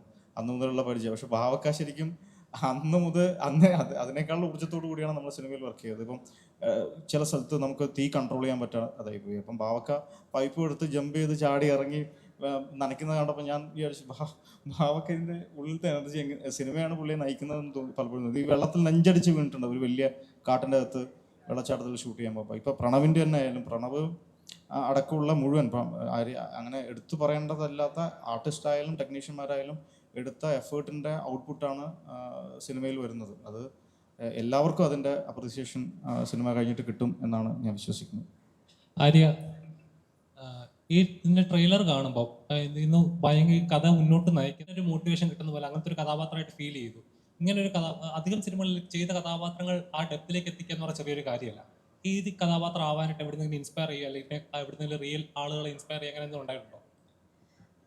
അങ്ങനെ ഇന്നൊരാളെന്നില്ല. നമ്മൾ കേരളത്തിൽ കണ്ട് വന്നിരുന്ന സമരനായികമാരും അങ്ങനെ ഒത്തിരി പേരെ, ഇന്ന ഒരാളും മാത്രമായിട്ട് ഞാൻ റെഫറൻസ് എടുത്തില്ല. അപ്പോൾ നമ്മൾ അങ്ങനെ കുറച്ചധികം പേര് നമ്മൾ റെഫറൻസ് ആയിട്ട് എടുത്തിട്ടുണ്ട്. കാരണം ഇത്രയും സ്ട്രോങ് ആയിട്ടുള്ള ഒരു ലേഡിയാണ്. ആ സമരത്തിനെ നയിക്കുന്ന, ആ ട്രൈബിൻ്റെ മുന്നിൽ നിന്ന് അവരെല്ലാവരെയും ഒരുമിച്ച് നിർത്തി നയിക്കുന്ന ഒരു സ്ട്രോങ് ലേഡിയുടെ ക്യാരക്ടറാണ്. അപ്പോൾ അതിന് വേണ്ടിയിട്ടുള്ള റെഫറൻസുകൾ നമ്മൾ എടുത്തിരുന്നു. അപ്പോൾ ന്യൂസിൽ നിന്നാണെങ്കിലും യൂട്യൂബ് ചാനൽസുകളിൽ നിന്നാണെങ്കിലും. പിന്നെ കൂടുതലും ഭാഷയിലാണ് ഈ ക്യാരക്ടറിന് വേണ്ടിയിട്ട്. നമ്മൾ ആദ്യം റാവുള ഭാഷയാണ് പ്ലാൻ ചെയ്തത്. അതിനുശേഷം നമ്മുടെ കൂടെ അഭിനയിച്ചവർ എല്ലാവരും പണിയ ഭാഷ സംസാരിക്കാം. അപ്പം നമ്മൾ പണിയ ഭാഷ, ആ സ്ലാങ് ഭാഷ എന്ന് പറയാൻ പറ്റുമെന്ന് അറിയില്ല, കാരണം മലയാളം തന്നെയാണ് അവർ പറയുന്നത്. നമ്മൾ ശ്രദ്ധിച്ചു കഴിഞ്ഞാൽ നമുക്ക് മനസ്സിലാവും.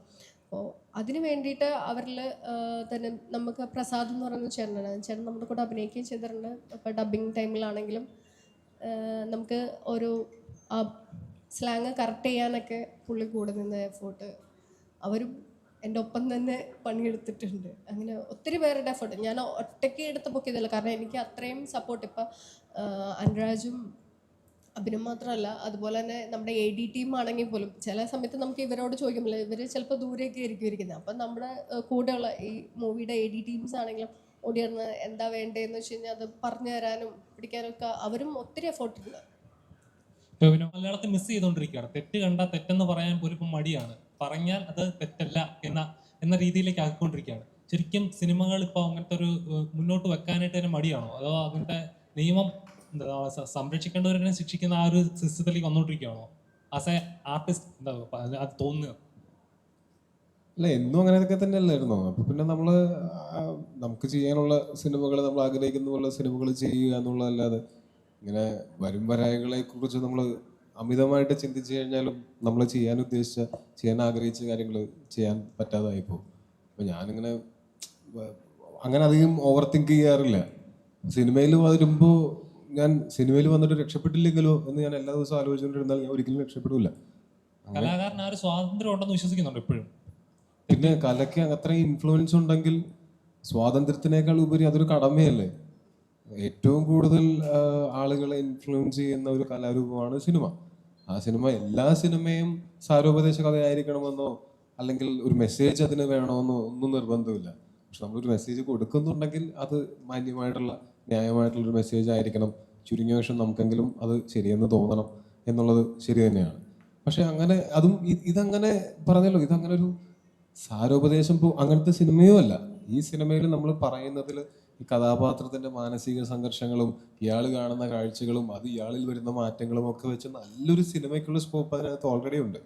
അപ്പോൾ ആ സിനിമ കാണാനാണ് ഞങ്ങൾ നിങ്ങളെ തിയേറ്ററിലേക്ക് ക്ഷണിക്കുന്നത്. ബാക്കിയെല്ലാം നിങ്ങളുടെ അസംഷൻസ് ആണ്. നിങ്ങൾക്ക് അതിൽ നിന്ന് എന്ത് മനസ്സിലായി എന്നുള്ളത്, ഒരു സിനിമ കണ്ടിട്ട് രണ്ടർത്ഥത്തിൽ ആ സിനിമ മനസ്സിലാക്കിയിട്ടുള്ള ആൾക്കാരൊക്കെ ഉണ്ടാവാം. അല്ലെങ്കിൽ കാണുന്നവരുടെ മാനസികാവസ്ഥ അനുസരിച്ച് അവർക്ക് പലതരത്തിൽ സിനിമേനെ അവരുടെ ഉൾക്കൊള്ളാനുള്ള കഴിവനുസരിച്ചിരിക്കും അത്. അപ്പോൾ ഈ സിനിമ ചെയ്യുന്ന സമയത്ത് നമുക്ക് അങ്ങനെ നമ്മൾ എന്തായാലും ഇതുകൊണ്ട് ഏതെങ്കിലും ഒരു പെർട്ടിക്കുലർ ആൾക്കെതിരെ പോയിന്റ് ആ ഏതെങ്കിലും വിരൽ ചൂണ്ടുകയാണെങ്കിൽ ആ വിരൽ എൻ്റെ അടക്കമുള്ള ആളുകളുടെ നേരെ ചൂണ്ടിക്കൊണ്ട് തന്നെയാണ് ഒരു ആശയം നമുക്ക് ഇതിനകത്ത് പറയാൻ പറ്റുള്ളൂ. നമ്മളെല്ലാവരും പല രീതിയിൽ പ്രിവിലേജ്ഡ് ആയിട്ടുള്ള ആൾക്കാരാണ്. നമ്മളെപ്പോഴും പക്ഷെ നമ്മുടെ മുകളിലേക്ക് മാത്രമേ നോക്കുള്ളൂ. നമ്മളെക്കാൾ പ്രിവിലേജ് ഉള്ളവരെ മാത്രമേ നമ്മൾ ശ്രദ്ധിക്കുകയുള്ളൂ. നമ്മളെക്കാൾ പ്രിവിലേജ് കുറഞ്ഞവരും ഉണ്ടാവും. അപ്പോൾ അവർക്ക് ചിലപ്പോൾ ഇങ്ങനെ ഒരു സിനിമ ചെയ്ത് ഇങ്ങനെ ഒരു ആശയം പറയാനായിട്ട് പറ്റിയെന്ന് വരില്ല. അപ്പം നമ്മൾ പറയുന്ന സിനിമയിൽ അങ്ങനെ ഒരു ആശയം കൂടെ കൺവേ ചെയ്യുകയാണെങ്കിൽ അവരുടെ ഭാഗം കൂടെ ആൾക്കാർ കാണും എന്നുള്ളത് അത് ഭയങ്കര നല്ലൊരു കാര്യമല്ലേ. അതിന് വിമർശിക്കപ്പെടേണ്ടയോ അല്ലെങ്കിൽ അതിനങ്ങനെ ആക്രമിക്കപ്പെടേണ്ടയോ ഒരു ആവശ്യം ഉണ്ടെന്ന് എനിക്ക് തോന്നുന്നില്ല. അതുകൊണ്ട് ഞങ്ങൾ അങ്ങനെയൊന്നും പ്രതീക്ഷിക്കുന്നില്ല. ശരിക്കും താങ്കളുടെ അഭിപ്രായത്തിൽ ഇതൊരു ജനാധിപത്യ നാടെന്നാണോ, ജനങ്ങളുടെ മേലുള്ള ആധിപത്യമുള്ളതാണെന്നാണോ തോന്നുന്നത്? എന്നൊരു കാര്യം ചെയ്യും, ഇങ്ങോട്ട് വന്നിട്ട് മോന് പറയാനുള്ളത് എന്റെ വായിലേക്ക് കുത്തിയിട്ട് ഇങ്ങനെ എന്റെ ഉത്തരം നേരത്തെ ഗസ് ചെയ്ത് പറയേണ്ട കാര്യമില്ല. ചോദ്യങ്ങൾ ചോദിക്കാം. അല്ല, എന്റെ ഉത്തരം ഇതാണോ എന്ന് ചോദിക്കേണ്ട കാര്യമില്ല. അധികാരത്തിന്റെ പുറത്ത് എന്തൊക്കെ നടക്കുന്നുണ്ടെന്ന് നമുക്ക് ചുറ്റും അറിയാം. കാരണം പല ഇൻസിഡൻസ് നടക്കുമ്പോൾ ആദ്യം ഒന്ന് വെളി വരുമെങ്കിലും പിന്നെ അതിന്റെ പുറത്ത് പല കാര്യങ്ങളും വന്നിട്ട് അത് മറയപ്പെടുകയാണ് ചെയ്യുന്നത്. അതിനുശേഷം അവിടെ എന്താണ് നടന്നതെന്നോ പിന്നെ എന്താണ് അവരുടെ ജീവിതം എന്നോ പലപ്പോഴും അറിയാറില്ല. അപ്പം ജനാധിപത്യം എന്ന് പറയുമെങ്കിലും പക്ഷേ ജനങ്ങളുടെ മേലുള്ള ആധിപത്യമായിട്ട് പലപ്പോഴും തോന്നിയിട്ടുള്ളത്. അതുകൊണ്ടാണ് ഞാൻ ചോദിച്ചത്. അങ്ങനെ സ്റ്റേറ്റ്മെന്റുകൾ പറയാം. ഇതല്ലേ ടൊവിനോയുടെ അഭിപ്രായം എന്ന് പറഞ്ഞിട്ട് ചോദിക്കരുത്. മനസ്സിലായോ? നിങ്ങൾക്ക് അങ്ങനെ ഒരു അഭിപ്രായം ഉണ്ടെങ്കിൽ അത് നിങ്ങൾക്ക് വിളിച്ച് പറയാം. എൻ്റെ അഭിപ്രായങ്ങൾ ഞാൻ കൃത്യമായിട്ട് പറയുന്നില്ലേ? അപ്പൊ ഇതല്ലേ ടൊവിനോയുടെ അഭിപ്രായം എന്ന് പറഞ്ഞാൽ ടൊവിനോയ്ക്ക് പറയാതിരിക്കാൻ പറ്റുമോ? അങ്ങനെയൊക്കെ ചോദിക്കണത് ഭയങ്കര മോശമാണ്. ബാവക്ക വ്യക്തിയാണ്, കുറേ സിനിമകൾ ചെയ്തു. ഇതിൻ്റെ ഒരു സെറ്റ് വർക്ക് താങ്കൾക്കൊരു ചലഞ്ചായിരുന്നു എന്ന് എനിക്ക് സ്വയം തോന്നുന്നു. കാരണം നിങ്ങളിപ്പോഴും മുത്തങ്ങ അല്ല എന്ന് പറയുമ്പോൾ ഞാൻ മുത്തങ്ങയിൽ തന്നെ നിൽക്കും കേട്ടോ, അതിനകത്തൊരു മാറ്റമില്ല. അതിൽ എന്നെ മാറ്റാൻ നിങ്ങൾക്ക് കഴിയില്ല. അവിടെ പോയി നേരിട്ട് കണ്ട അനുഭവമുള്ള ആളാണ്. അത്തരം ഒരു വർക്ക് താങ്കളുടെ ഈ കൈകളിൽ ഭദ്രമായിരുന്നു. ആ റിസ്ക് എങ്ങനെയായിരുന്നു? ഉറപ്പായിട്ടും ഞാൻ നേരത്തെ പറഞ്ഞ പോലെ ഞാൻ കുറേ പടങ്ങൾ ചെയ്തതിൽ ഒരു പടം എൻ്റെ മനസ്സിൽ എന്നെന്നും തങ്ങുന്ന ഒരു പടമായിരിക്കും ഈ നരിവേട്ട എന്ന ഫിലിം. ഉറപ്പായിട്ടും അതിൽ യാതൊരു സംശയമില്ല. മേ ബി ഞാൻ ഈ പടം ഏറ്റെടുക്കുന്നതിന് മുമ്പ് ഞാൻ അനുരാജിൻ്റെ അടുത്തും സ്ക്രിപ്റ്റ് റൈറ്ററും പറഞ്ഞിട്ടുണ്ട് എനിക്ക് എന്തെങ്കിലും ചെറിയ അവാർഡ് കിട്ടാൻ സാധ്യതയുള്ള ഒരു പടമാണ്. ഞാൻ എല്ലാ വർക്കും ഇന്നും 100 പടം ചെയ്താലും ഇപ്പോൾ ചെയ്യുന്ന പടത്തിന് ഞാൻ ആദ്യത്തെ പടമായിട്ടാണ് ഞാൻ കണക്ക് കൂട്ടുന്നത്. അങ്ങനെ ഒരു രീതിയിലാണ് ഞാൻ വർക്ക് സ്റ്റാർട്ട് ചെയ്യുന്നത് തന്നെ. കാരണം എന്നാൽ മാത്രമേ എനിക്ക് എന്തെങ്കിലും പഠിക്കാൻ പറ്റുള്ളൂ. എനിക്ക് എല്ലാം അറിയും എന്ന് പറഞ്ഞു കഴിഞ്ഞാൽ I want nothing. I want to learn from cinema. ആരും സിനിമയെ ഫുള്ളായിട്ട് പഠിച്ച ഇൻഡസ്ട്രിയിൽ ആരും തന്നെ ഇല്ല. ഇന്ന് വേറെ ഏത് ടെക്നീഷ്യൻ എടുത്ത് ചോദിച്ചാലും എല്ലാവരും പറയും ഞാനിപ്പോഴും പഠിച്ചുകൊണ്ടിരിക്കുകയാണ്. അതുപോലെ തന്നെ ഞാനിപ്പോൾ പഠിച്ചുകൊണ്ടിരിക്കുകയാണ്. ഡയറക്ടറും സ്ക്രിപ്റ്റ് റൈറ്ററും ഒരു ഇത് കിട്ടി, ഇൻസ്ട്രക്ഷൻസ് കിട്ടി, ഇങ്ങനെ ഇതാണ് സംഭവം, ഇങ്ങനെയൊക്കെ വേണം. അതിനെക്കുറിച്ച് സ്റ്റഡി ചെയ്തു. അതിനിൽ എന്താണ് നമുക്ക് ബെസ്റ്റ് കൊടുക്കാം. We don't give the exact thing but will give something more എന്നുള്ളതാണ് എൻ്റെ ഒരു തോട്ട്. അത് ഉറപ്പായിട്ടും ഈ പടത്തിൽ എനിക്ക് സാധിച്ചിട്ടുണ്ടെന്ന് തന്നെ ഞാൻ വിചാരിക്കുന്നു. കാരണം ഞാൻ കണ്ട റെഫറൻസിൻ്റെ വേറൊരു രീതിയിലാണ് ചെയ്തിട്ടുള്ളത്. എക്സാക്റ്റ് അല്ല അത്. എന്നാൽ ആൾക്കാർക്ക് റിലേറ്റ് ചെയ്യാം, അതായത് പബ്ലിക്കിന് റിലേറ്റ് ചെയ്യാൻ പറ്റുന്ന ഒരു സെറ്റായിരുന്നു എന്ന് ഞാൻ വിചാരിക്കുന്നു. ആൾമോസ്റ്റ് നമ്മളെ ADs ഒക്കെ എൻ്റെ അടുത്ത് ഒരു ദിവസം വന്ന് പറഞ്ഞു, ബാബുക്ക നിങ്ങൾ ഇട്ട സെറ്റ് എനിക്ക് ഭയങ്കര ഇഷ്ടപ്പെടും. കാരണം ഞാൻ ഇന്നും വർക്ക് ചെയ്യുന്നത് ആസ് എ AD അല്ലെങ്കിൽ ആസ് എ അസിസ്റ്റൻ്റ് ആയിട്ടാണ് വർക്ക് ചെയ്യുന്നത്. I'm not working as art director. അത് ഇന്നും അത് തന്നെ ഞാൻ തുടർന്നുകൊണ്ടിരിക്കുന്നത്. അത് ഇനി എത്ര എനിക്ക് പടം കിട്ടിയാലും അത് തന്നെ ചെയ്യും. അപ്പോൾ അവർ പറഞ്ഞ് എൻ്റെ അടുത്ത് പറഞ്ഞ് ബാബുക്ക വളരെ നന്നായിരുന്ന ഒരു സെറ്റ്, അത് ഭയങ്കര റിയലായിട്ട് എനിക്ക് ഫീൽ ചെയ്തു എന്നുള്ള. അപ്പോൾ അത് സിനിമയിൽ വർക്ക് ചെയ്യുന്ന ഒരാൾ പറയുമ്പോൾ നമുക്കത് ഭയങ്കരമായിട്ടും ഇൻസ്പയർ ചെയ്യാൻ പറ്റും. മീൻസ് അത് ഇനി അവാർഡ് കിട്ടിയില്ലെങ്കിലും കുഴപ്പമില്ല, അതന്നെ വലിയൊരു അവാർഡായിട്ടാണ്. കാരണം ഇതിൽ മെയിൻ പാർട്ടുണ്ട്. ഞാൻ എന്തൊക്കെ സെറ്റ് വർക്ക് ചെയ്താലും ഒരു ഡയറക്ടറും ഒരു DOP ആണ് അതിൻ്റെ കോർഡിനേറ്റ് ചെയ്യുന്നത്. ദ ഫ്രെയിം എന്ത് വരും എന്നുള്ളത് നമുക്കറിയണം. ഒരു സെറ്റ് ഇടുന്നതിന് മുമ്പ് എന്താണ് ഫ്രെയിം എന്നുള്ളത് ആദ്യം അറിയണം. അതിന് ശേഷമാണ് സെറ്റ് ഇട്ടാൽ ആ ഫ്രെയിമിൽ ഇവർ ഷൂട്ട് ചെയ്യുന്നുണ്ടോ. ഞാൻ എപ്പോഴും തന്നെ ക്യാമറയുടെ പിന്നിൽ തന്നെ ഉണ്ടാവും. അതായത് ഒന്നിക്ക് മോണിറ്ററിന് മുമ്പിലുണ്ടാവും അല്ലെങ്കിൽ ക്യാമറയുടെ പിന്നിലുണ്ടാവും. കാരണം ഞാൻ അത്രത്തോളം സ്നേഹിക്കുന്നുണ്ട് എൻ്റെ വർക്കിനെ. അതുകൊണ്ട് എൻ്റെ വർക്ക് എല്ലാം നന്നായിട്ട് വരുന്നുണ്ടെന്ന് തന്നെ വിചാരം. ബാക്കി എൻ്റെ വർക്കിനെ കുറിച്ച് പറയണമെങ്കിൽ അനുരാജ് സാർ തന്നെ പറയണം അതിൻ്റെ എങ്ങനെ ആയിരുന്നു എന്നുള്ളത്. ഇതിലേറ്റവും പ്രധാനമായിട്ടാണ് നമ്മൾ ഒത്തിരി പ്രസ് മീറ്റുകളുണ്ട്. ഇങ്ങനെ ഒരു ആർട്ട് ഡയറക്ടറിനെ കൊണ്ട് ഇരുത്തി പ്രസ് മീറ്റ് നിങ്ങൾ നടത്തിയിട്ടുണ്ടെങ്കിൽ അദ്ദേഹത്തിൻ്റെ കഴിവ് നിങ്ങൾ കണ്ടിട്ടുണ്ട്. അതിന് നിങ്ങൾക്ക് ഒരു ബിഗ് സല്യൂട്ടാണ് ആദ്യം ഞാൻ.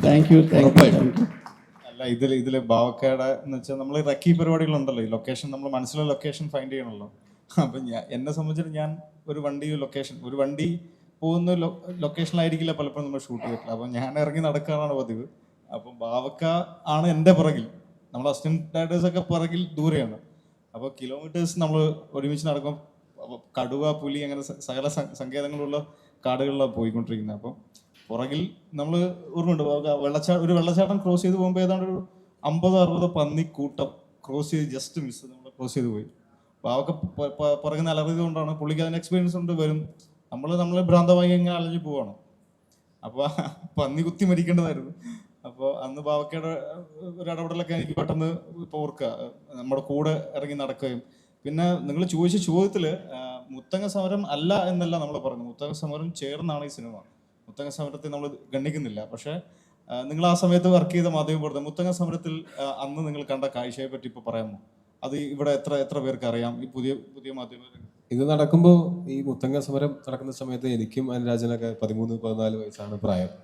ഇവിടെ ഇരിക്കുന്ന ഭൂരിഭാഗം പേരും സ്കൂളിൽ പഠിക്കുകയോ അല്ലെങ്കിൽ അങ്ങനെയുള്ള സമയത്തായിരിക്കും ഉണ്ടായിരുന്നിട്ടുണ്ടാവുക.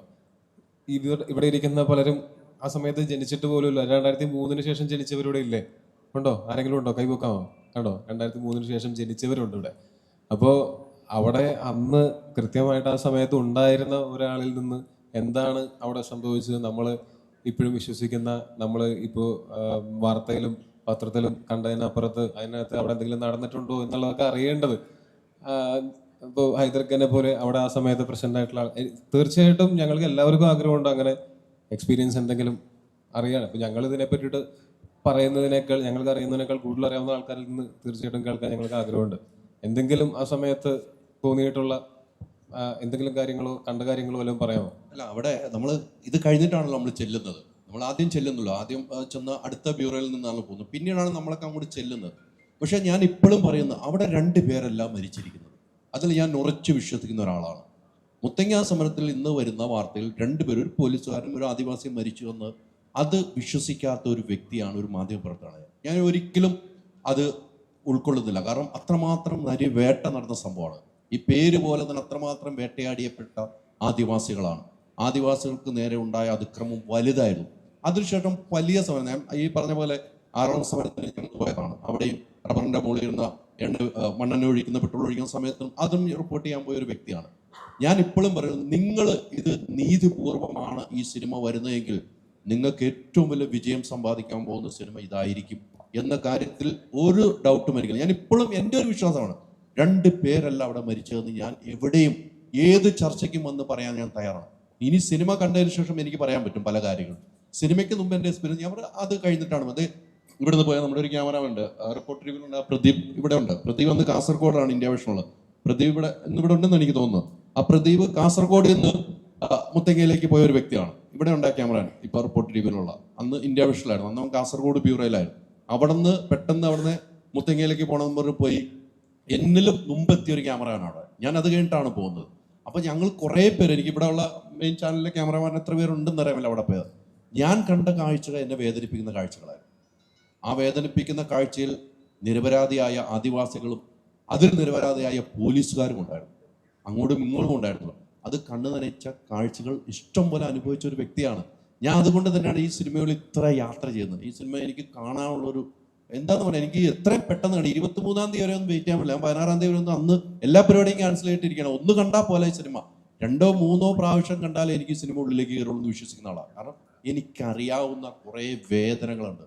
എനിക്കിപ്പോഴും തോന്നുന്നു, അതിങ്ങനെ ഒരു പ്രോഗ്രാം ചെയ്യുമ്പോൾ ഒരു അമ്മ പറഞ്ഞ എൻ്റെ കണ്ണ് നനച്ച, എൻ്റെ മകന് കയറിക്കിടക്കാൻ ഒരു ഭൂമി ഇല്ലാത്തത് കൊണ്ടാണ് ഞാൻ സമരത്തിന് പോയെന്ന് പറഞ്ഞു. എൻ്റെ മോന് കിടക്കണം, അതുകൊണ്ട് ഞാൻ പോയി. അമ്മയെന്നെനിക്ക് ഞാൻ പോയി. അങ്ങനെ എത്ര ആദിവാസികളെ കണ്ടാണെന്നാണ് ഞാൻ. അതുകൊണ്ട് ഞാൻ പറഞ്ഞു, എൻ്റെ എക്സ്പീരിയൻസ് വെച്ച് നോക്കുമ്പോൾ ഈ സിനിമ നിങ്ങൾ അതിൽ നീതി പുലർത്തിയിട്ടുണ്ട്. നിങ്ങൾ സ്ക്രിപ്റ്റ് റൈറ്റർ നീതി പുലർത്തി, ഡയറക്ടറും അഭിനയിച്ചവരും നീതി പുലർത്തിയിട്ടുണ്ട്. ഈ സിനിമ നമ്പർ 1 സിനിമയായിട്ട് കേരളത്തിൽ ചർച്ച ചെയ്യപ്പെടുന്ന ഒരു സിനിമയായിരിക്കും എന്ന് ഞാൻ ഉറക്കെ പറയുകയാണ്. നമ്മൾ എന്ത് കഥ പറയുമ്പോഴാണെങ്കിലും, ഞാൻ നേരത്തെ പറഞ്ഞ പോലെ നമ്മളതിനെ ഒരു മെസ്സേജ് കൊടുക്കാൻ വേണ്ടി ഒരു സിനിമ ചെയ്യുകയോ അല്ലെങ്കിൽ ചെയ്യുന്ന എല്ലാ സിനിമകളിലും അങ്ങനെ ഒരു മെസ്സേജ് ഉണ്ടാവണം എന്ന് നമുക്ക് വാശി പിടിക്കാനോ പറ്റില്ല. ഇതൊരു ആർട്ട് ഫോമാണ്. ആർട്ടിസ്റ്റ് എങ്ങനെയാണ് അതിനെ കൺസീവ് ചെയ്തിട്ടുള്ളതെന്ന് വെച്ചിട്ട് അതിനകത്ത് ഇപ്പോൾ അതിൻ്റെ ഒരു സാരോപദേശം കൂടിയേ തീരൂ എന്നും പറഞ്ഞിട്ട് നമുക്ക് അതിനകത്ത് ഒരിക്കലും കുത്തിക്കയറ്റാൻ പറ്റില്ല. അയച്ചു കയറ്റിയാൽ അത് മുഴച്ചിരിക്കും. ചില സിനിമകൾ എൻ്റർടൈൻമെൻറ്റ് മാത്രമായിരിക്കും അതിൻ്റെ പേർപ്പസ്. അതിനകത്ത് നമുക്ക് അതിൽ നിന്ന് ഉൾക്കാഴ്ചകൾ ഉണ്ടാവുന്നതൊക്കെ ഉണ്ടാവാം, അത് ഇൻഫ്ലുവൻഷ്യൽ ആയിട്ടുള്ളൊരു മീഡിയം ആയതുകൊണ്ട്. പക്ഷേ ഈ സിനിമയിൽ നമ്മൾ കഥ പറയാനായിട്ട് നമ്മൾ തിരഞ്ഞെടുത്തിരിക്കുന്ന വിഷയം ഇതും ഇതിൽ ഉൾക്കൊണ്ടിട്ടുള്ളത് കാരണം കൊണ്ട് അത് പരമാവധി നീതിപൂർണമായിട്ട് പറയണം എന്ന് ഞങ്ങളെല്ലാവരും ആഗ്രഹിച്ചിട്ടുമുണ്ട്. അതിനുവേണ്ടി തന്നെയാണ് ആത്മാർത്ഥമായിട്ട് ശ്രമിച്ചിട്ടുള്ളത്. അത് സിനിമ കാണുമ്പോൾ കുറച്ചും കൂടെ നിങ്ങളിലൊക്കെ ഈ സിനിമ ഫുൾ ഫുട്ടേജ് കണ്ടിരിക്കുന്ന ഇദ്ദേഹമായിരിക്കും. എഡിറ്റ് ചെയ്യുമ്പോൾ അത് കട്ട് ചെയ്യേണ്ട. അപ്പോൾ അദ്ദേഹത്തിൻ്റെ മനസ്സിലായിരിക്കും ഈ സിനിമ ഏറ്റവും കൂടുതൽ ആഴത്തിൽ ഇപ്പോൾ തറച്ചിരിക്കുന്നതെന്ന് ഞാൻ വിശ്വസിക്കുന്നത്. ഷമീർ, ഇത് പത്രങ്ങളിലും കണ്ട വാർത്തകളുണ്ട്, ഇതുമായിട്ട് പല സംഭവങ്ങളുണ്ടോ. അത് എഡിറ്റ് ചെയ്യുന്ന സമയത്തുണ്ടല്ലോ, ഈ സിനിമയെക്കുറിച്ച് വലിയൊരു ഐഡിയ ആയിരിക്കും മനസ്സിലുണ്ടാകുന്നത്, അല്ലേ? ഈ കഥ കേട്ടിട്ടുണ്ട്, എഡിറ്റിംഗ് ഫുൾ ഫുട്ടേജ് അവിടെ എത്തുന്നു, ഇതിൽ നിന്ന് ഏത് കളഞ്ഞാലായിരിക്കും ഏത് ചേർത്താലായിരിക്കും ഒരു വല്ലാത്തൊരു ടെൻഷൻ താങ്കൾക്ക് ഉണ്ടായി കാണുന്നതാണ് ഞാൻ വിശ്വസിക്കുന്നത്, ഈ സിനിമയിൽ പ്രത്യേകിച്ച്.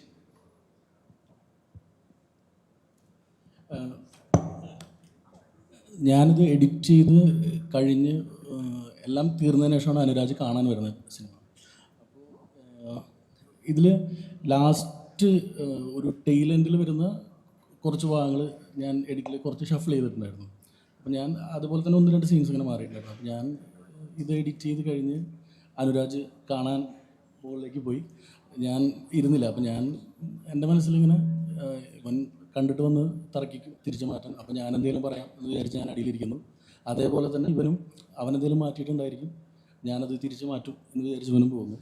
അങ്ങനെ ഇവൻ പടം കണ്ട് തിരിച്ചിറങ്ങി വന്നിട്ട് ഒന്നും സംസാരിക്കാതെ കുറച്ച് നേരം അവിടെ ഇരുന്നു. അപ്പോൾ ഞാൻ വിചാരിച്ച് പണി വാളി. കുറച്ച് നേരം കഴിഞ്ഞ് പിന്നെ കണ്ണൊക്കെ നിറഞ്ഞ് സോ അതായിരുന്നു ഈ പടം. ഇപ്പോൾ എൻ്റെ അസിസ്റ്റൻ്റ് ഉണ്ടായിരുന്ന ആ സമയത്ത് അവൻ്റെയും റിയാക്ഷൻ അതായിരുന്നു. ഞങ്ങൾ ഒരുപാട് പേര് പടം കണ്ടു.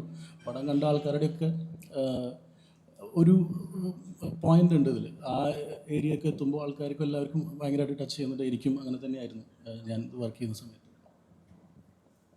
ഡയറക്ടറിനോട് ഓക്കെ ഇവിടെ straight history is a set of lies agreed upon എന്ന് പറഞ്ഞ് നെപ്പോളിയൻ്റെ ഒരു കോട്ടുണ്ട്. ഇപ്പം നരിവേളിലേക്ക് വരുമ്പം ട്രൂ ഇവൻറ്റും ഫിക്ഷനോട് ബ്ലെൻഡ് ചെയ്തിട്ടാണെന്ന് പറഞ്ഞിട്ടാണ് നിങ്ങൾ ജനങ്ങളിലേക്ക് ഇത് എത്തിക്കുന്നത്. പക്ഷേ ഇപ്പം നേരത്തെ പറഞ്ഞ പോലെ എന്തെങ്കിലും തരത്തിലുള്ള ഒരു കോൺട്രവേഴ്സിയിലേക്ക് വരുവാണെങ്കിൽ അതിൻ്റെ full responsibility captain of the ship താങ്കൾക്കാണ്. പക്ഷെ അവിടെ ടോവിനോ എന്ന് പറയുന്ന ഒരു നടൻ ഈ ചോദ്യങ്ങൾ കേൾക്കേണ്ടി അല്ലെങ്കിൽ ചോദ്യങ്ങൾക്ക് മറുപടി പറയേണ്ട ഒരു അവസ്ഥയിലേക്ക് വരുവാണ്. ഇപ്പം ടോവിനോ തന്നെ അഭിനയിച്ച ഇപ്പം എമ്പുരാനിലാണെങ്കിൽ കൂടി നമുക്കത് കാണാൻ സാധിച്ചു. അപ്പം അതിനോട് താങ്കളുടെ ഒരു പ്രതികരണം എന്താണ് ഡയറക്ടറിൻ്റെ?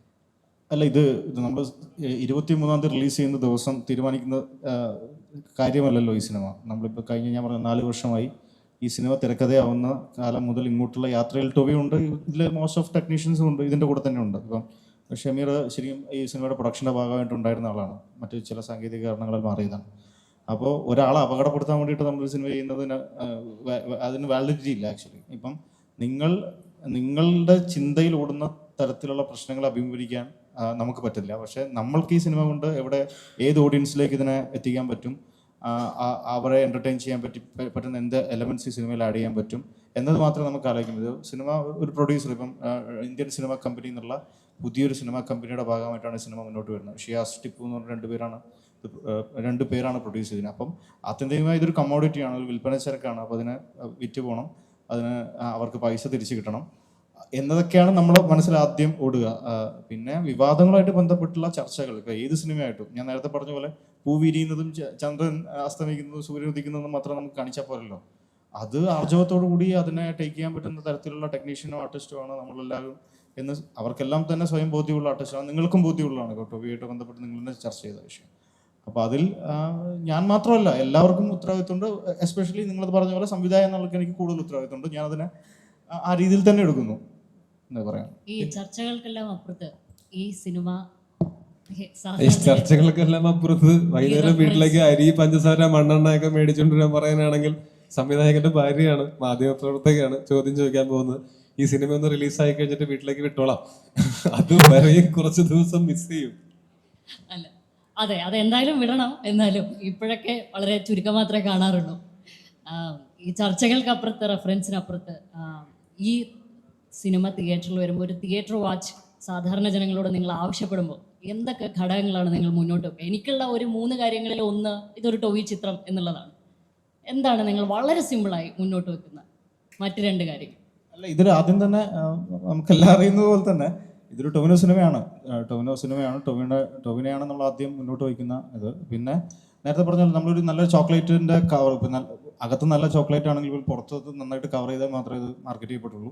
അപ്പം ഇതിൽ ഞാൻ ഈ പറഞ്ഞ 14-15 വർഷമായി ഞാൻ കുറച്ച് സിനിമകൾ അസോസിയേറ്റ് ചെയ്തും എങ്ങനെ നല്ല സിനിമ ചെയ്യാം, എങ്ങനെ മോശം സിനിമ ചെയ്യാം എന്നുള്ള ലേണിംഗ് എൻ്റെ ഉള്ളിലുണ്ട് എന്ന് വിശ്വസിക്കുന്നു. അപ്പോൾ ആ കോൺഫിഡൻസ് വെച്ചിട്ട് എല്ലാവർക്കും ഇപ്പം നേരത്തെ 2003 ജനിച്ച ഒരാൾക്ക് ഇപ്പോൾ കൗമാരക്കാരനായിട്ടുള്ള ഒരു യുവാവാണ് അയാൾ നമ്മുടെ ഇനീഷ്യൽ ഓഡിയൻസിനെ സ്വാധീനിക്കുന്ന ഒരാളാണ്. അപ്പോൾ അയാൾക്ക് കൂടി എൻ്റർടൈൻഡ് ആവുന്ന തരത്തിൽ ഉള്ള ഒരു സിനിമയാവണം. മാത്രമല്ല ഇതിൽ വാണിജ്യപരമായ മറ്റു താല്പര്യം, നേരത്തെ പറഞ്ഞ പ്രൊഡ്യൂസറിന് കാശ് കിട്ടണം. ഈ 3 താല്പര്യങ്ങളാണ് അതിൽ നമ്മൾ മുന്നോട്ട് വയ്ക്കുന്ന പ്രധാനമായും. പിന്നെ നേരത്തെ ഞാൻ പറഞ്ഞത് ഒന്നുകൂടി റിപ്പീറ്റ് ചെയ്യുകയാണ്, ടൊവിയും സുരാജേട്ടനും ചേരൻ സാറും ഇതിൽ അഭിനയിച്ച മുഴുവൻ ആൾക്കാരും എനിക്ക് തോന്നുന്നു നല്ല രീതിയിൽ അവരുടെ എഫേർട്ട് ആ സിനിമയിൽ കാണാനുണ്ട് എന്ന് തന്നെയാണ് വിശ്വസിക്കുന്നത്. സോറി, എന്ത് മൊമെന്റ്സ്? Highly moments. ഒരു സീൻ ഞങ്ങൾക്കൊരു മലയാളം മുകളിലായിരുന്നു, അത് ഭയങ്കര ഹൈ മൊമെന്റ് ആയിരുന്നു. അല്ല, അങ്ങനെയല്ല, പുള്ളി നമുക്ക് ഭയങ്കര ഇഷ്ടമുള്ളൊരു ആളാണ്. പുള്ളിയുടെ സിനിമകൾ ഞാനും നിങ്ങളും ഒക്കെ കണ്ടിട്ടുള്ളതാണ്. ഇപ്പോൾ ഓട്ടോഗ്രാഫ് മുതലാണ് പുള്ളീനെ നമ്മൾ കൂടുതലായിട്ട് അറിയാൻ തുടങ്ങിയത്. അതിനുശേഷം ഞാൻ തമിഴ്നാട്ടിൽ പഠിച്ച കാരണം കൊണ്ട് ഞാൻ പുള്ളിയുടെ കുറേ സിനിമകൾ, പുള്ളി സംവിധാനം ചെയ്തിട്ടുള്ള സിനിമകളും പുള്ളി അഭിനയിച്ച സിനിമകളും ഒക്കെ ഞാൻ കണ്ടിട്ടുണ്ട്. അപ്പോൾ അങ്ങനെ ഒരു ആൾ ഞങ്ങളതല്ലാതെ ഞങ്ങൾ സിനിമാ ചർച്ചകളും ഇതിനു മുമ്പ് ഒരു 2022-23 സമയത്തൊക്കെ ഞങ്ങൾ നടത്തിയിട്ടുണ്ട്. അപ്പോൾ ഒരു സിനിമയിൽ ഒരുമിച്ച് അഭിനയിക്കാനായിട്ട് അവസരം കിട്ടുമ്പോൾ അത് ഭയങ്കര അടിപൊളിയായിരുന്നു. ഞാൻ പുള്ളിയുടെ, എനിക്ക് ഏറ്റവും ഇൻസ്പയറിംഗ് ആയിട്ട് തോന്നിയിട്ടുള്ളത് പുള്ളിയുടെ റിയൽ ലൈഫ് ഒരു പുള്ളിയുടെ ശരിക്കുള്ള ജീവിതകഥ എന്ന് പറഞ്ഞാൽ, പുള്ളിയുടെ അച്ഛൻ ഒരു തിയേറ്റർ ഓപ്പറേറ്റർ ആയിരുന്നു, അമ്മ ഒരു സ്കൂൾ ടീച്ചറും. അപ്പോൾ പുള്ളി പറയുന്നത് പുള്ളിക്ക് ആ സിനിമയോടുള്ള ആ ഒരു അഭിനിവേശം തുടങ്ങുന്നത് അച്ഛനിൽ നിന്നാണ്. അപ്പോൾ ടൂറിൻ ടാക്കീസ് എന്ന് പറഞ്ഞിട്ടുള്ള ഒരു തിയേറ്റർ ഓപ്പറേറ്റർ ആയിരുന്നു. അവിടെ നിന്ന് പുള്ളി ചെന്നൈയിൽ വന്ന് അസിസ്റ്റന്റ് ഡയറക്ടറായി. അവിടെ നിന്ന് പുള്ളി സിനിമയിൽ അഭിനയിക്കുന്ന, സിനിമകൾ സംവിധാനം ചെയ്യുന്ന ഒരാളായിട്ട് തിരിച്ച് വീട്ടിലേക്ക് ചെല്ലുന്ന സമയത്തുണ്ടായിട്ടുള്ള പുള്ളിയുടെ വീട്ടുകാരുടെയൊക്കെ ഒരു എക്സൈറ്റ്മെൻറ്റും ഒക്കെ പറയുമ്പോൾ എനിക്ക് ഓർമ്മ വന്നത് നമ്മളെ സിനിമ പാരഡൈസ് എന്നുള്ള സിനിമയാണ്. അപ്പോൾ അതെനിക്ക് ഭയങ്കര ഇൻട്രസ്റ്റിംഗ് ആയിട്ട് തോന്നിയായിരുന്നു. അതുപോലെ പുള്ളി ഞങ്ങളങ്ങനെ കുറേ സിനിമാ ചർച്ചകൾ ഉണ്ടായിട്ടുമുണ്ട്. ഇത് പ്രിയമതയോട് ഒരു ചോദ്യം വന്നിട്ടുണ്ടായിരുന്നു. പ്രിയമതയോടെ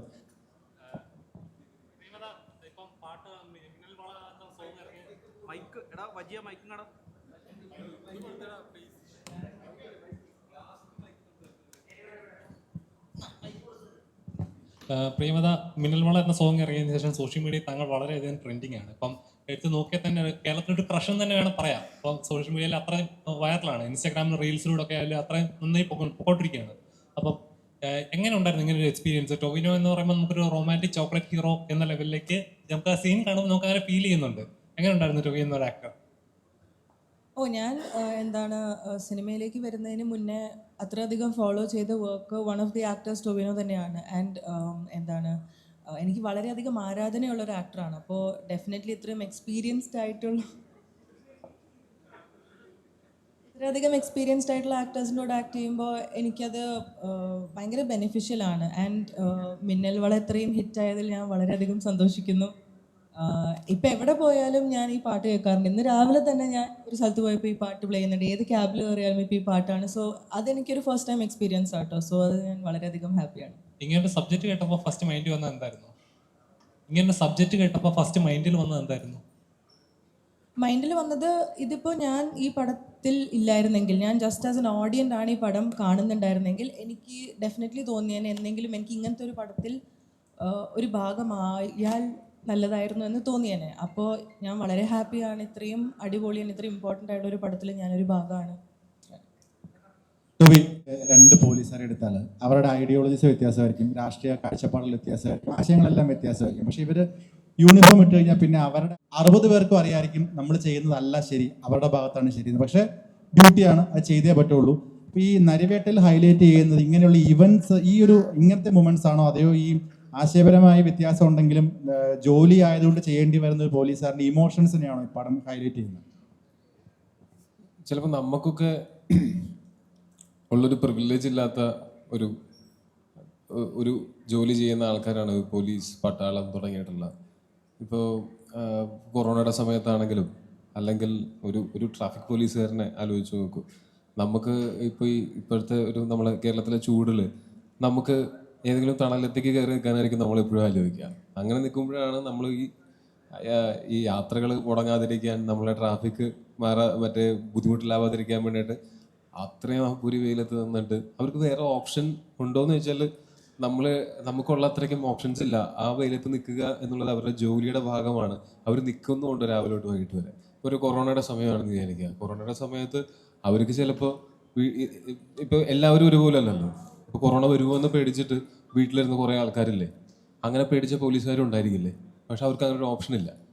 അവർ അന്ന് പുറത്ത് നിന്ന് നിരന്തരമായിട്ട് ഇങ്ങനെ കാര്യങ്ങൾ ചെയ്തുകൊണ്ടിരുന്നതുകൊണ്ടാണ് നമുക്ക് സുരക്ഷിതരായിട്ട് നമ്മൾ അകത്തിരിക്കുമ്പോൾ പോലും ഇവിടുത്തെ സിസ്റ്റം മൊത്തം റണ്ണായത്. അപ്പോൾ അതിൽ ഏറ്റവും പങ്ക് വഹിക്കുന്ന ആൾക്കാരാണ് ഈ പോലീസ്, പട്ടാളം തുടങ്ങി. ആ സമയത്തും അല്ലെങ്കിൽ നിരന്തരമായിട്ട് ഇങ്ങനെ ഈ ഗവൺമെൻറ്റിൻ്റെ സിസ്റ്റത്തിൻ്റെ ഭാഗമായിട്ട് ആളുകളുടെ ജീവിതം സ്മൂത്താക്കാൻ വേണ്ടിയിട്ട് വർക്ക് ചെയ്യുന്ന എല്ലാ വിഭാഗത്തിലുള്ള എല്ലാ ഡിപ്പാർട്ട്മെൻറ്റിലുള്ള ഉദ്യോഗസ്ഥരുടെയും അവസ്ഥ അത് തന്നെയാണ്. അപ്പോൾ അവർ പലപ്പോഴും അവർക്ക് അവരുടെ പേഴ്സണൽ ആശയങ്ങളെക്കാളും അവരുടെ പേഴ്സണൽ ആവശ്യങ്ങളെക്കാളും അവർക്ക് സമൂഹത്തിന് അല്ലെങ്കിൽ അവരോട് ഇത് ചെയ്യാൻ പറയുന്ന സിസ്റ്റത്തിന് ഇമ്പോർട്ടൻസ്, പ്രയോറിറ്റി കൊടുക്കേണ്ടി വരുമായിരിക്കും. അങ്ങനൊരു കാര്യം നമ്മൾ ഈ സിനിമയിൽ ഡിസ്കസ് ചെയ്യുന്നുണ്ട്. ഇപ്പം എൻ്റെ കഥാപാത്രം കടന്നു പോകുന്ന കാര്യങ്ങൾ ചിലപ്പോൾ ഈ ചോദ്യത്തിന് ഉത്തരവും ആവുമായിരിക്കും. ഞാൻ നേരത്തെ പറഞ്ഞ ആ ക്യാമറ അങ്ങേറ്റത്തേക്ക് നടത്തേ ആ പ്രദീപ് എന്ന് പറയുന്നത് ആ പ്രദീപാണ് അന്ന് ഞാൻ കാസർഗോഡിൽ നിന്ന് ഇന്ത്യ വിഷനിൽ നിന്ന് പോയി ഷൂട്ട് ചെയ്ത ക്യാമറയാണ് കേട്ടോ. പ്രദീപ് അങ്ങനെയാണ്, ഫ്രണ്ടിലൊന്നും വരില്ല. പ്രതിഭ ഒന്ന് കൈ വെക്കണം, പ്രതിഭ എല്ലാവർക്കും ഒന്ന് കാണുന്നില്ല. അതാണ്. ഓക്കെ, നമസ്കാരം ചേട്ടാ. ഓക്കെ, ഈ പ്രണവിനോടൊരു ചോദ്യം വരുന്നുണ്ടായിരുന്നല്ലോ. ആര്? മൈക്ക് പഠിച്ചു പറയണം, അല്ലെങ്കിൽ ചോദ്യം കേൾക്കില്ല, ഉത്തരം മാത്രമേ കേൾക്കൂ. ഒരു ചോദ്യമുണ്ട്, അതിനൊപ്പം പ്രണവിനോടും ഉണ്ട്. സംവിധായകനോട് ഞാൻ അഭിമുഖത്തിൽ സംസാരിച്ചപ്പോൾ പറഞ്ഞിരുന്നു, രാവിലെ തൊട്ട് വൈകുന്നേരം വരെ ആളുകളെ തെറി പറഞ്ഞുകൊണ്ട് എങ്ങനെയാണ് ഒരു സിനിമ എടുക്കുക, എങ്ങനെയാണ് കോർഡിനേറ്റ് ചെയ്യാന്ന് അറിയില്ല. അതുകൊണ്ട് സൗഹാർദ്ദപരമായി സംസാരിക്കുകയാണെങ്കിൽ നല്ലൊരു ഔട്ട്പുട്ട് ഉണ്ടാവുമെന്ന് കരുതുന്നു. ഒപ്പം പറഞ്ഞത് നിങ്ങൾ ഉൾപ്പെടുന്ന ഒരു വിഭാഗം പലപ്പോഴും മലയാള സിനിമയുടെ ഭാഗമായി അധികം നമ്മൾ കണ്ടിട്ടില്ലാത്ത ഒരാളുകളും കൂടിയാണ്. കൂടുതലും സിനിമ പോലെയുള്ള മേഖലയിലേക്ക് അധികം വരാൻ താല്പര്യം പ്രകടിപ്പിക്കാത്ത ഒരു സമൂഹം കൂടിയാണ്. അപ്പോൾ അവർ വളരെ നല്ല രീതിയിൽ പ്രൊഫഷണൽസ് ആയിട്ട് തന്നെ വർക്ക് ചെയ്തു. അല്ലെങ്കിൽ ഒരു ജോലി തീർക്കുക, അതിൻ്റെ കാശ് വാങ്ങുക എന്നതിലപ്പുറം അത്രയധികം അതിൽ ഇൻപുട്ട് ഇട്ടു എന്ന് സംവിധായകനും തിരക്കഥാകൃത്തും എന്നോട് സംസാരിച്ചപ്പോഴും പറഞ്ഞിട്ടുണ്ടായിരുന്നു. ഈ രണ്ട് കാര്യങ്ങളും കമ്പയർ ചെയ്ത് ചോദിക്കുകയാണ് നിങ്ങളോടും ഒപ്പം പ്രണവിനോടും. ആക്ച്വലി ഇത് അനുരാജേട്ടൻ തന്നെയാണ് അതിന് മറുപടി പറയുന്നത്. കാരണം അത് തന്നെയായിരിക്കും ബെസ്റ്റ്.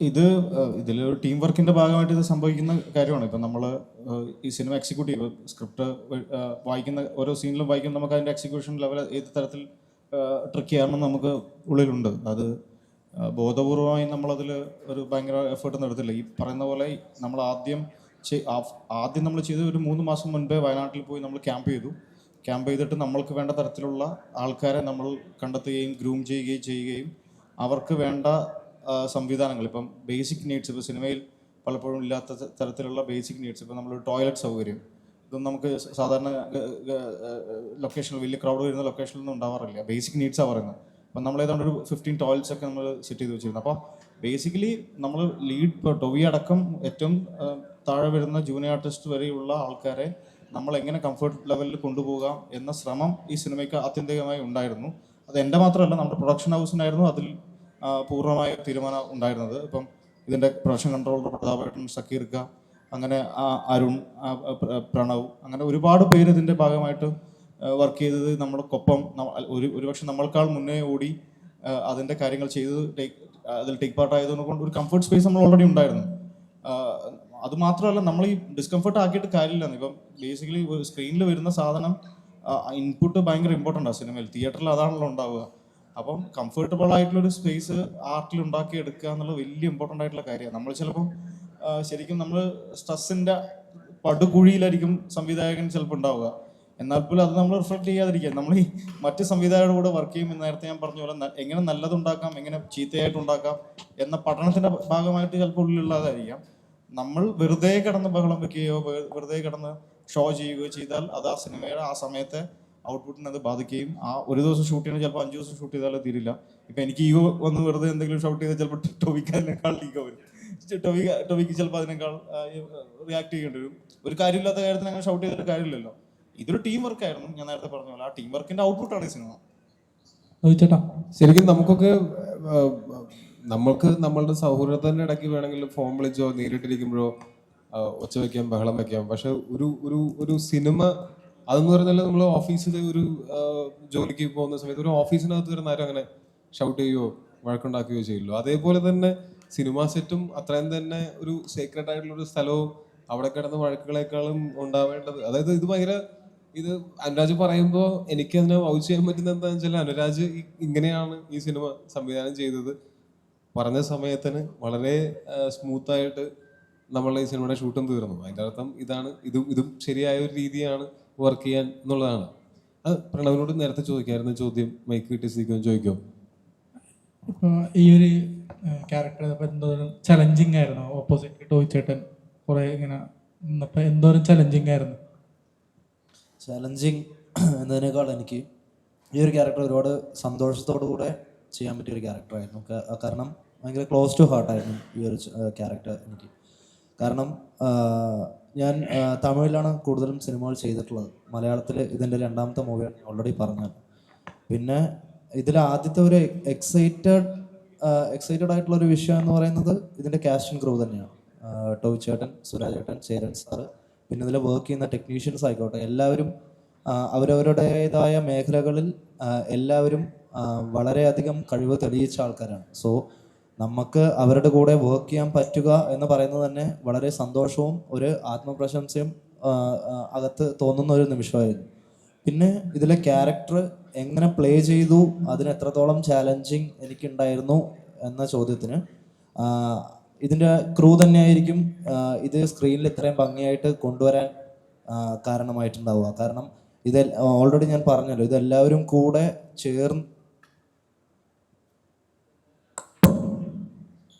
ഇതെല്ലാവരും കൂടെ കൂട്ടായ്മയായിട്ട് വർക്ക് ചെയ്ത് നമുക്ക് കിട്ടിയ ഒരു ബെസ്റ്റ് ഔട്ട്പുട്ടാണ് നിങ്ങളിപ്പോൾ ട്രെയിലറിലായി കണ്ടിട്ടുണ്ടാവുക. പിന്നെ നിങ്ങൾക്ക് 23-ാം തീയതി ഇതിൻ്റെ ഫുൾ സിനിമ കണ്ടു കഴിയുമ്പോൾ മനസ്സിലാകാൻ പറ്റും അത്രത്തോളം ഹാർഡ് വർക്ക് ഇട്ട് നമ്മൾ ചെയ്യുന്ന വർക്കിനോട് നമ്മൾ എത്രത്തോളം താല്പര്യം കാണിക്കുന്നു അല്ലെങ്കിൽ ഇഷ്ടപ്പെടുന്നു എന്നതിൻ്റെ ഒരു ഔട്ട് നമുക്കിത് 23-ാം തീയതി കാണാൻ പറ്റും. പിന്നെ ചാലഞ്ചിങ്ങും കാര്യങ്ങളൊക്കെ ഇതിലുണ്ടായിരുന്നു. നിങ്ങൾക്കത് സിനിമ 23-ാം തീയതി ഇറങ്ങി കഴിയുന്ന സമയത്ത് മനസ്സിലാക്കാൻ പറ്റും. ഞാൻ കൂടുതലൊന്നും പറയുന്നില്ല, അതിൻ്റെ ഒരു ചിരട് പൊട്ടിപ്പോവും. അതുപോലെ തന്നെ അത്രേ ഉള്ളൂ. ചേട്ടാ മാറിപ്പോയപ്പോൾ എന്ത് തോന്നി? ഇഷ്ക് അല്ല, അത് ഞാനും അനുരാജും തമ്മിൽ 2014 7th ചെയ്യുന്ന സമയം മുതലുള്ള സൗഹൃദമുണ്ട്. അപ്പോൾ ആ സമയത്ത് തൊട്ട് നമ്മളിങ്ങനെ കഥകൾ ഡിസ്കസ് ചെയ്യലും അങ്ങനത്തെ നിരന്തരമായിട്ട് ഉണ്ടായിക്കൊണ്ടിരുന്നതാണ്. അങ്ങനെ ഇഷ്ക് നമ്മൾ ചെയ്യാം എന്നുള്ളൊരു പ്ലാനൊക്കെ ആയിട്ട്. അപ്പോൾ ഞാൻ അന്ന് ചെയ്യാനിരുന്നത്, ഞാൻ ആ സമയത്ത് ചെയ്തുകൊണ്ടിരുന്ന സിനിമകളുടെ ഡേറ്റിൻ്റെ ഒരു പ്രശ്നമുണ്ടായിരുന്നു. അപ്പോൾ ഞാൻ തന്നെയാണ് അനുരാജിനോട് പറഞ്ഞത്, അനുരാജ് വെയിറ്റ് ചെയ്യണ്ട, ഒരുപാട് വെയിറ്റ് ചെയ്ത് കഴിഞ്ഞാൽ നമ്മൾ ഒരു ഐഡിയ നമ്മൾ സിനിമയാക്കാനായിട്ട് ആഗ്രഹിച്ചിട്ട് ഒരുപാട് വെയിറ്റ് ചെയ്ത് അത് സിമിലർ ഐഡിയാസ്, പ്രത്യേകിച്ച് ഇഷ്കല ഐഡിയ ഒക്കെ ഭയങ്കര യുണീക്ക് ഐഡിയ ആയിരുന്നു. അത് വേറെ വന്ന് ആ സിനിമ വേറെ ആരെങ്കിലും ചെയ്ത് പോയി കഴിഞ്ഞിട്ട് അനുരാജ് ഇത് അന്ന് തന്നെ എടുത്താൽ മതിയായിരുന്നു എന്നൊക്കെ ചിന്തിക്കുന്നതിനേക്കാളും നല്ലത് ആസ് എ ഫ്രണ്ട് എനിക്കും വേണ്ടിയിരുന്നതെന്ന് പറഞ്ഞാൽ അനുരാജ് ഞാൻ പേരം ചെയ്യുന്ന സമയത്ത് ജിതിൻ്റെ അടുത്തും പറഞ്ഞിട്ടാ വെയിറ്റ് ചെയ്യല്ലേ, നിങ്ങൾ വേറെ എന്തെങ്കിലും ചെയ്യും, അല്ലെങ്കിൽ ഈ സിനിമ തന്നെ വേറെ ആളെ വെച്ച് ചെയ്തോ എന്നൊക്കെ പറയുന്ന ആളാണ് ഞാൻ. കാര്യം വെച്ചാൽ എനിക്ക് ഭയങ്കര പ്രഷറാണ് എൻ്റെ കൂട്ടുകാർ എനിക്ക് വേണ്ടി വെയിറ്റ് ചെയ്യുന്നു എന്ന് പറയുന്ന സമയത്ത്. അങ്ങനെ അനുരാജ് പറഞ്ഞാൽ ഞാൻ ഇങ്ങനെ ചെയ്താലോ, ഇങ്ങനെ ഒരു ഓപ്ഷൻ നോക്കിയാലോ പറഞ്ഞപ്പോൾ ഞാൻ തന്നെയാണ് അതിൻ്റെ ട്രെയിലറും ടീസറും ഒക്കെ ഞാൻ ഷെയർ ചെയ്തിട്ടുണ്ടായിരുന്നു. അപ്പോൾ എനിക്ക് അനുരാജിൻ്റെ പടം എന്ന് പറഞ്ഞാൽ എൻ്റെ പടം പോലെ തന്നെയാണ്. അതിനകത്ത് ഞാൻ ഉണ്ടെങ്കിലും ഇല്ലെങ്കിലും അത് ഷെയ്ൻ നിഗം ചെയ്തു, അത് ഗംഭീരമായിട്ട് ചെയ്തു. ആ സിനിമ ഇവിടെ നന്നായിട്ട് ചർച്ച ചെയ്യപ്പെട്ടു, എല്ലാവർക്കും ഇഷ്ടപ്പെട്ട സിനിമയായി. അത് എല്ലാ നല്ല സിനിമയും ചിലപ്പോൾ നമുക്ക് ചെയ്യാൻ പറ്റിയെന്ന് വരില്ല, പക്ഷെ അതുകൊണ്ടാണല്ലോ അനുരാജ് എനിക്ക് മറ്റൊരു സിനിമയുമായിട്ട് ഞങ്ങളിപ്പോൾ ഒന്നിക്കുന്നത്.